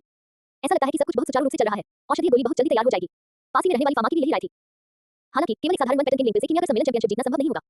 कुछ देर सोचने के बाद ज़ियाओ यान ने फिर भी उस अजीब लो वाली अंगूठी का उपयोग करके दूसरे पैटर्न को परिष्कृत करने का फैसला किया। हालांकि इससे पहले कि वह लो को रूपांतरित कर पाता, एक हल्की सी चटकने की आवाज ने उसके चेहरे को अचानक उदास कर दिया। अपनी गर्दन घुमाते हुए ज़ियाओ यान की निगाहें गहरे लाल रंग के कड़ाहे पर टिक गईं और उसकी पुतलियां अचानक सिकुड़कर सुई की नोक जितनी छोटी हो गईं। उसने देखा कि चिकने कड़ाहे के ऊपरी भाग पर एक छोटी सी दरार धीरे-धीरे फैल रही है। अध्याय 137 मैंने तुमसे दवा बनाने को कहा था, लेकिन तुमने विस्फोट कर दिए। ये फटने वाला है।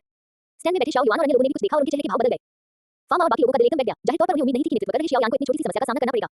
दिव्य ज्वाला का भयानक तापमान इतना अधिक था कि साधारण औषधि पात्र उसे सहन नहीं कर सकते थे। शियाओ यान का औषधि पात्र केवल द्वितीय श्रेणी का था। दिव्य ज्वाला प्राप्त करने के बाद से शियाओ यान मुख्य रूप से इसी औषधि पात्र का उपयोग दिव्य ज्वाला से संबंधित रसायन विद्या करने के लिए कर रहा था। पहले उसके द्वारा निर्मित औषधियां उच्च श्रेणी की नहीं थी और आवश्यक तापमान की अपेक्षा कम था, इसलिए ऐसी समस्याएं स्वाभाविक रूप से उत्पन्न नहीं होती थी। हालांकि अब जब वह चौथे दर्जे की औषधीय गोली बना रहा था, तो औषधीय तत्वों से सार निकालने के लिए ही दूसरे दर्जे की औषधीय गोली की तुलना में कई गुना अधिक तापमान की आवश्यकता थी, जो औषधि पात्र की सहनशीलता सीमा से कहीं अधिक था। टूटना तो तय था, सामान्यतः वह निर्माण रोककर औषधि पात्र को बदल देता। लेकिन यह एक मूल्यांकन प्रतियोगिता थी और अंतिम दौर के नियमों के अनुसार कीमियागर संघ ज़ियाओ यान को सहायता प्रदान नहीं करेगा। ज़ियाओ युआन भी इससे थोड़ा हैरान था। हालांकि वह लंबे समय से जानता था कि यह घटिया औषधि पात्र फट सकता है, लेकिन ज़ियाओ युआन को हमेशा लगता था कि ऐसा सफल शोधन के अंतिम महत्वपूर्ण क्षण नहीं होगा, इसलिए उसने ज़ियाओ यान को पहले से याद नहीं दिलाया था। अब पहला पैटर्न अभी परिष्कृत हुआ था और विस्फोट होने ही वाला था। शियाओ यान अगले दो पैटर्नों से कैसे निपटेगी? कुछ देर सोचने के बाद ज़ियाओ युआन ने फामा की ओर देखा और गहरी आवाज में पूछा, राष्ट्रपति फामा, मुझे पता है कि कीमियागर संघ प्रतियोगियों को सहायता प्रदान नहीं कर सकता। मुझे आश्चर्य है कि क्या कीमियागर संघ के बाहर के लोग प्रतियोगियों को बाहरी सहायता प्रदान कर सकते हैं।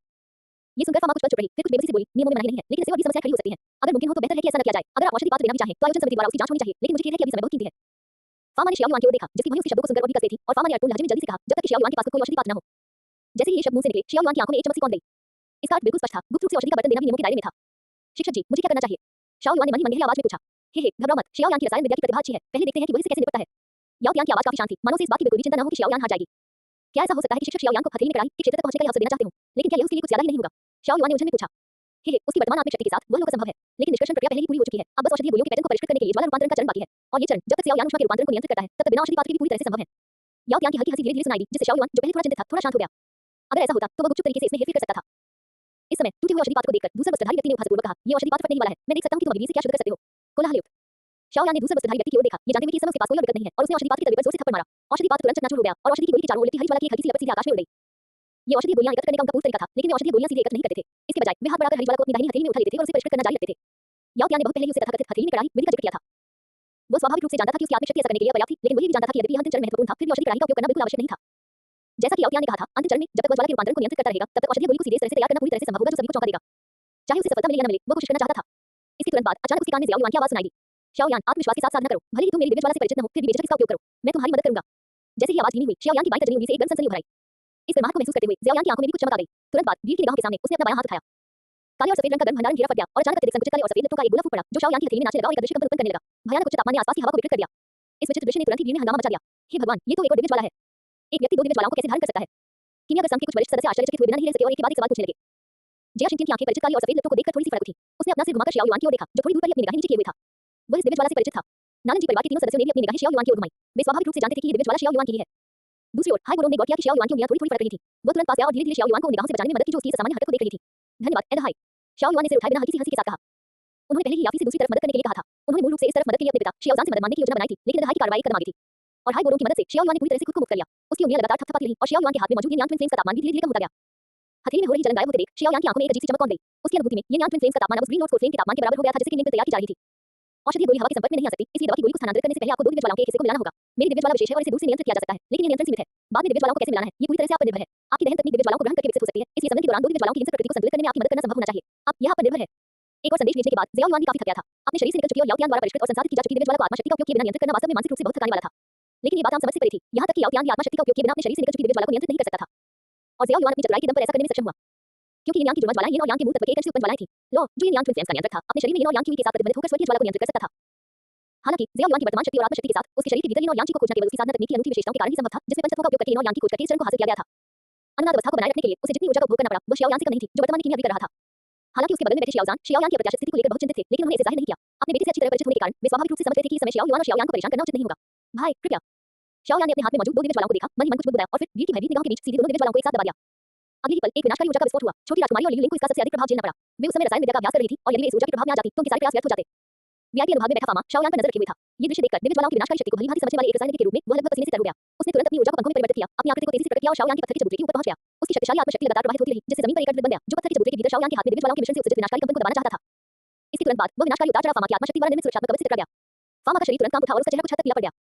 उसने लापरवाही करने की हिम्मत नहीं की और जल्दी से जिया शिनचिन और हाई बोरों को चिल्लाकर कहा जल्दी आओ मदद करो ये बच्चा पागल हो गया है। फामा के प्रकट होने पर जिया शिनचिन ने लापरवाही करने की हिम्मत नहीं की। उसने तुरंत अपना शरीर प्रकट किया और उसके पीछे धरती पीले रंग के प्रकाश के पंख खुल गए। उसका शरीर और डोजी एक साथ शियाओ यान के ऊपर प्रकट हुए। धरती पीले रंग की डोजी की ढाल ने लगभग तुरंत ही पूरे पत्थर के चबूतरे को ढक लिया। इसके बाद फामा ने अपनी आत्मिक शक्ति वापस ले ली लेकिन उसके मन में अभी भी कुछ भय था और उसके होंठ हल्के से कांप रहे थे। हाई बोरों थोड़ा हिचकिचा रहा था वह इस समय जा नहीं सकता था लेकिन फामा की शक्ति देखकर साफ लग रहा था कि शियाओ यान ने कुछ भयानक हलचल मचा दी है। मैं इसे करूंगा। जैसे ही वह हिचकिचा रहा था जियाओ जान की आवाज सुनाई दी। ये सुनकर हाई बोरों जिसने पहले ही मित्र परिवार में शियाओ युआन के दोनों भाइयों की पृष्ठभूमि की जानकारी विशेष रूप से देख ली थी ने भी सिर हिलाया। तुरंत ही उसके बर्फीले पंख खुल गए और वो पलक झपकते ही पत्थर के चबूतरे के ऊपर प्रकट हो गया। उसी प्रकार डोजी सुरक्षा कवच ने उसे ढक लिया। इस समय तक जिया शिनचिन पहले ही शियाओ यान की स्वर्गीय ज्वाला संबंध के भयावह प्रभाव का अनुभव कर चुका था और उसका चेहरा भी गंभीर हो गया था। बुईफा आखिर इस बच्चे ने इतनी भयावह गति कैसे पैदा कर ली। जिया शिनचिन ने कुछ बिना नहीं रह सकी। फामा ने मुंह भरलाने और सूखी आवाज में कहा दिव्य ज्वालाएं स्वभाव से ही प्रबल और अत्यंत विनाशकारी होती हैं। दो दिव्य ज्वालाएं एक दूसरे के कट्टर शत्रु की तरह होती हैं और एक दूसरे के साथ बिल्कुल भी मेल नहीं खाती। अब शाओ यान एक औषधीय गोली बनाने के लिए दो दिव्य ज्वालाओं को आपस में मिलाकर उनका रूप बदल रही है। ऐसा विचार तो मुझे भी आश्चर्यचकित कर देता है लेकिन विचार एक बात है और व्यवहार दूसरी। वर्तमान स्थिति बाघ की सवारी करने जैसी है जिसे उतरना मुश्किल है। सबसे अच्छा परिणाम यही होगा कि ज्वाला रूपांतरण सफल हो जाए और शियाओ यान सफलतापूर्वक औषधीय गोली का निर्माण कर ले और वह भी हथेली में कड़ाही जैसी तकनीक से जैसे हुई जैसे छठी दर्जे के रसायन के भी आजमाने की हिम्मत न करें। प्रतियोगिता का विजेता शायद वही होगा। लेकिन अगर दिव्य ज्वालाओं को मिलाने का ये प्रयास विफल हो जाता है और दोनों दिव्य ज्वालाएं पूरी तरह से फट पड़ती हैं तो वहां मौजूद तकनीक क्षेत्र से नीचे के लगभग सभी लोग मारे जाएंगे। यहां तक कि एक किंग भी अगर वह धीरे-धीरे दौड़ता है तो गंभीर रूप से घायल हो जाएगा। धिक्कार है तुमने हमें धोखा दिया। ये सुनकर हाई बोरों का चेहरा काला पड़ गया और जिया शिनचिन की आंखें भी फटने लगी। उन्होंने कहा कि यह कीमियावी थी लेकिन क्या इस बच्चे ने यहां विस्फोट किया। अखाड़े में इतनी हलचल ने जाहिर तौर पर दर्शकों का ध्यान भी आकर्षित किया। हालांकि कई लोग जानते थे कि स्वर्गीय ज्वाला संबंध के परिणाम विनाशकारी होंगे लेकिन दो सम्राटों और एक दो राजा इन तीन शक्तिशाली योद्धाओं को संयुक्त रूप से सुरक्षा प्रदान करते देख काफी हद तक निश्चिंत हो गए। धिक्कार है इस पागल पर। दूसरा वस्त्रधारी व्यक्ति का वास्तविक पद निम्न नहीं था। शियाओ यान को अचानक इस तरह का आत्मघाती कीमियावी का कर्तव्य करते देख वह कांप उठा। अगर ये दोनों दिव्य ज्वालाएं भड़क उठी तो उसका अनुमान था कि उसे भी इस लापरवाह लड़की के साथ दफन होना पड़ेगा। इस समय तो उसे यह उम्मीद भी होने लगी थी कि शियाओ यान रसायन विद्या में सफल हो जाएगी। कम से कम उसे नीचे मत गिराओ। इस समय सुरक्षा कवच के अंदर मौजूद शियाओ यान ने बाहर हो रही हलचल को देखा लेकिन वह अन्य छोटी-मोटी बातों के बारे में सोचने के लिए समय नहीं निकाल सका।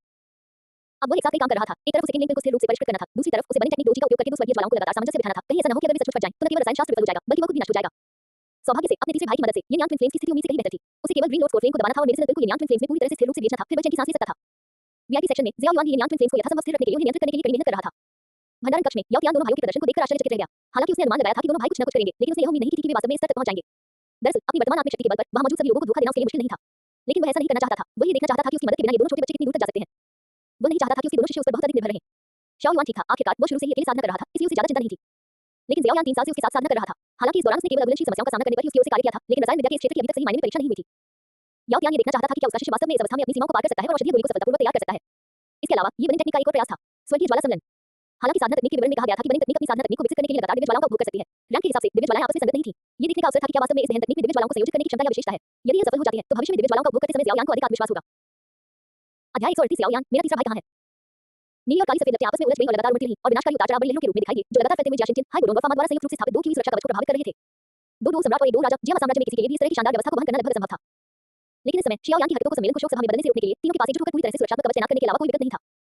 बेशक ऐसा करने से दूसरों की रक्षा तो हो सकती है लेकिन अगर सभी विस्फोटक उतार चढ़ाव सुरक्षात्मक कवच के भीतर ही सीमित रहते तो जियाओ यान निश्चित रूप से चूर-चूर हो जाती।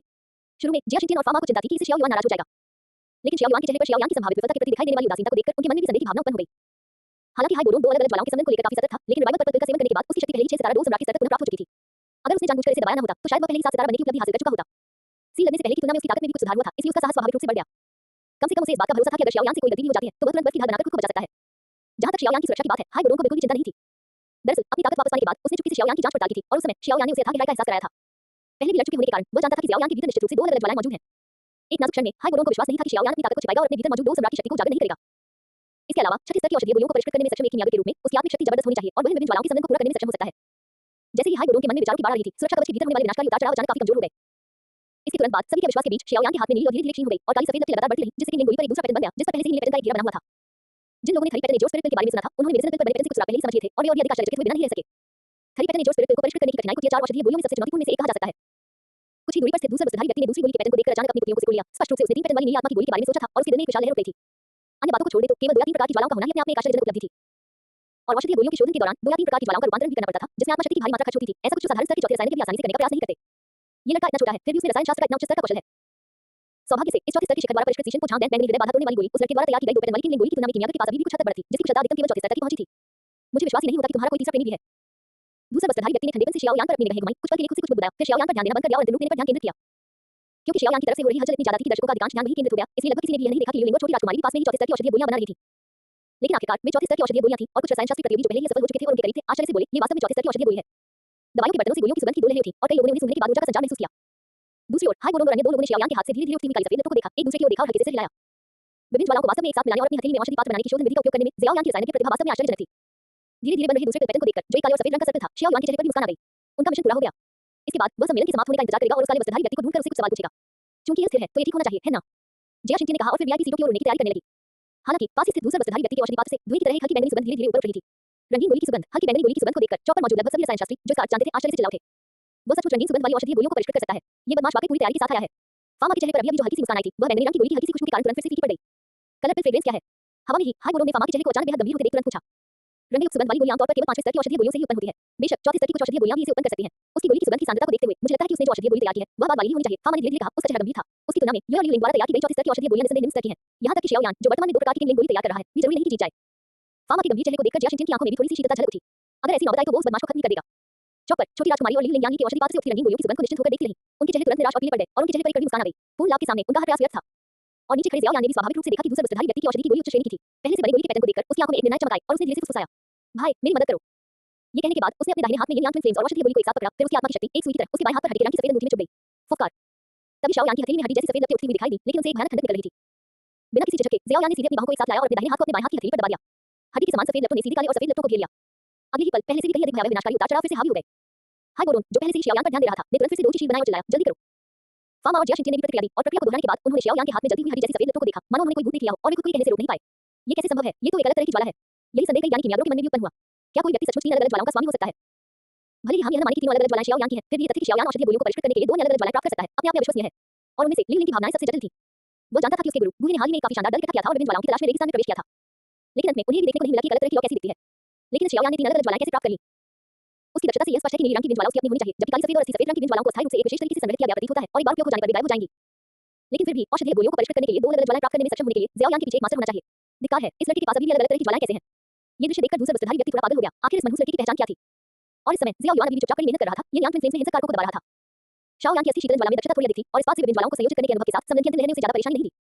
जब काली सफेद लपटें शांत हुई तो हरी सफेद लपटें ऊपर की ओर मुड़ने लगी और ड्रैगन की आंख के आकार की नीली औषधीय गोली के भीतर एक हरी सफेद गोली का पैटर्न भी धीरे-धीरे उभरने लगा। फामा ने शियाओयान से भी अधिक गंभीरता से हरी सफेद लपटों में जल रही पन्ना जैसी नीली औषधीय गोली को ध्यान से देखा। उसकी आंखें लगातार प्रशंसा से भरी हुई थी। लगातार 2 बार ज्वालाओं को रूपांतरित करते हुए और अपनी हथेली में औषधि कढ़ाई बनाने की तकनीक से गोली के पैटर्न को परिष्कृत करने के अंतिम चरण को पूरा करते हुए शियाओयान की प्रतिभा वास्तव में भयावह थी। दर्शक दीर्घा में ज़ियाओयान अपनी कुर्सी पर पीछे की ओर झुक गया, आंखें बंद कर ली और अपनी सांसों को समायोजित करने लगा। वह भी रसायन विद्या में उतना कुशल नहीं था, केवल साधारण चीजें ही कर पाता था, लेकिन घटना में वह काफी निपुण था। इस दूसरे वस्त्रधारी व्यक्ति ने बवाल मचाने की हिम्मत की थी, इसलिए उसे मरने के लिए तैयार रहना पड़ा। साथ ही ये शियाओ यिशियान से संबंधित जानकारी मानने का भी अच्छा अवसर था। हड्डी जैसे सफेद रंग की ज्वालाओं के बुझने के साथ ही त्रिपैटर्न एजोर स्पिरिट का शोधन अंततः पूरा हो गया। ज़ियाओयान ने अपने हाथ में त्रिपैटर्न एजोर स्पिरिट को देखा, उसकी आंखों में एक अनछुआ उत्साह झलक रहा था। उन्हें खुद भी उम्मीद नहीं थी कि वे अपने पहले ही प्रयास में सफल हो जाएंगे। और कुछ ही दूरी पर स्थित दूसरे वस्त्रधारी व्यक्ति ने भी अपनी औषधि की गोली एकत्र कर ली थी, लेकिन इस समय उसका चेहरा रक्तहीन था, उसका शरीर ठंडा था, मानो वो किसी बर्फ की गुफा में गिर गया हो। दवा की गोली पर बने तीनों पैटर्न को देखकर ही उसे पता चल गया था कि आज उसकी हार निश्चित है। आकाश में फामा की आकृति तेजी से नीचे गिरी। उसने शियाओयान के हाथ में रखी औषधि की गोली को देखा, उसका संक्षिप्त निरीक्षण किया और यह पुष्टि करने के बाद कि कोई समस्या नहीं है। अंत में खुशी से हंसते हुए कहा, अच्छा अच्छा। हाय बोरोन और जया शिंचिन भी उतरे। हाय बोरोन ने उत्सुकता से पूछा, ये किस तरह की औषधीय गोली है? ये सुनकर अखाड़े में मौजूद कई लोग भी उत्सुकता से अपनी गर्दनें घुमाकर देखने लगे कि किस प्रकार की औषधीय गोली की बात हो रही है। ज़ियाओयान ने इसे परिष्कृत किया था। 3 पैटर्न वाली नीली आत्मा की गोली। शाओयान के चेहरे पर आत्मविश्वास भरी मुस्कान थी और उसने जोर से कहा। जैसे ही ये शब्द मुंह से निकले, वहां मौजूद हर वो व्यक्ति जिसने त्रिपैटर्न एजोर स्पिरिट का नाम सुना था, उनकी निगाहें बेहद उत्सुकता से भर गईं। 3 पैटर्न वाली एजोर स्पिरिट एक की 4 औषधीय गोली है। एक साधारण 3 पैटर्न वाली एजोर स्पिरिट एक पैटर्न एक 2 मास्टर विशेषज्ञ को महान 2 मास्टर बनने की सफलता प्राप्त करने में मदद कर सकती है। रैंक, यदि कोई महान 2 मास्टर विशेषज्ञ इसका सेवन करता है, तो बिना किसी दुष्प्रभाव के उपभोक्ता की रैंक में 1 स्टार की वृद्धि होने की थोड़ी संभावना होती है। हालांकि उच्चतम श्रेणी की त्रिपैटर्न एजोर स्पिरिट के लिए ग्रेड 2 मास्टर से नीचे के लोग ही योग्य हैं। इस गोली का प्रयोग सावधानी से करें। यदि कोई महान 2 मास्टर इस गोली का सेवन करता है, तो तत्काल में उसकी शक्ति में 3 स्टार की वृद्धि होने की संभावना है। साथ ही इस गोली के दुष्प्रभाव होने की भी संभावना है, जिससे प्रभावित व्यक्ति की शक्ति 1 से 2 स्टार तक कम हो सकती है, लेकिन इससे जान को कोई खतरा नहीं है। एक महान 2 मास्टर विशेषज्ञ को इस स्तर पर त्रिपैटर्न एजोर स्पिरिट का सेवन करने का केवल एक ही अवसर मिलता है। यदि वे इसका दोबारा सेवन करते हैं, तो औषधीय गोली के प्रतिरोध के कारण अंततः ही व्यर्थ ही होगा। हालांकि यदि वे बाद में 2 लिंग विशेषज्ञ बन जाते हैं, तो वे इसका एक बार और सेवन कर सकते हैं, लेकिन इस बार सफल होने पर भी इससे उनकी रैंक में अधिकतम 2 स्टार की वृद्धि होगी और विफलता की दर भी दोगुनी हो जाएगी।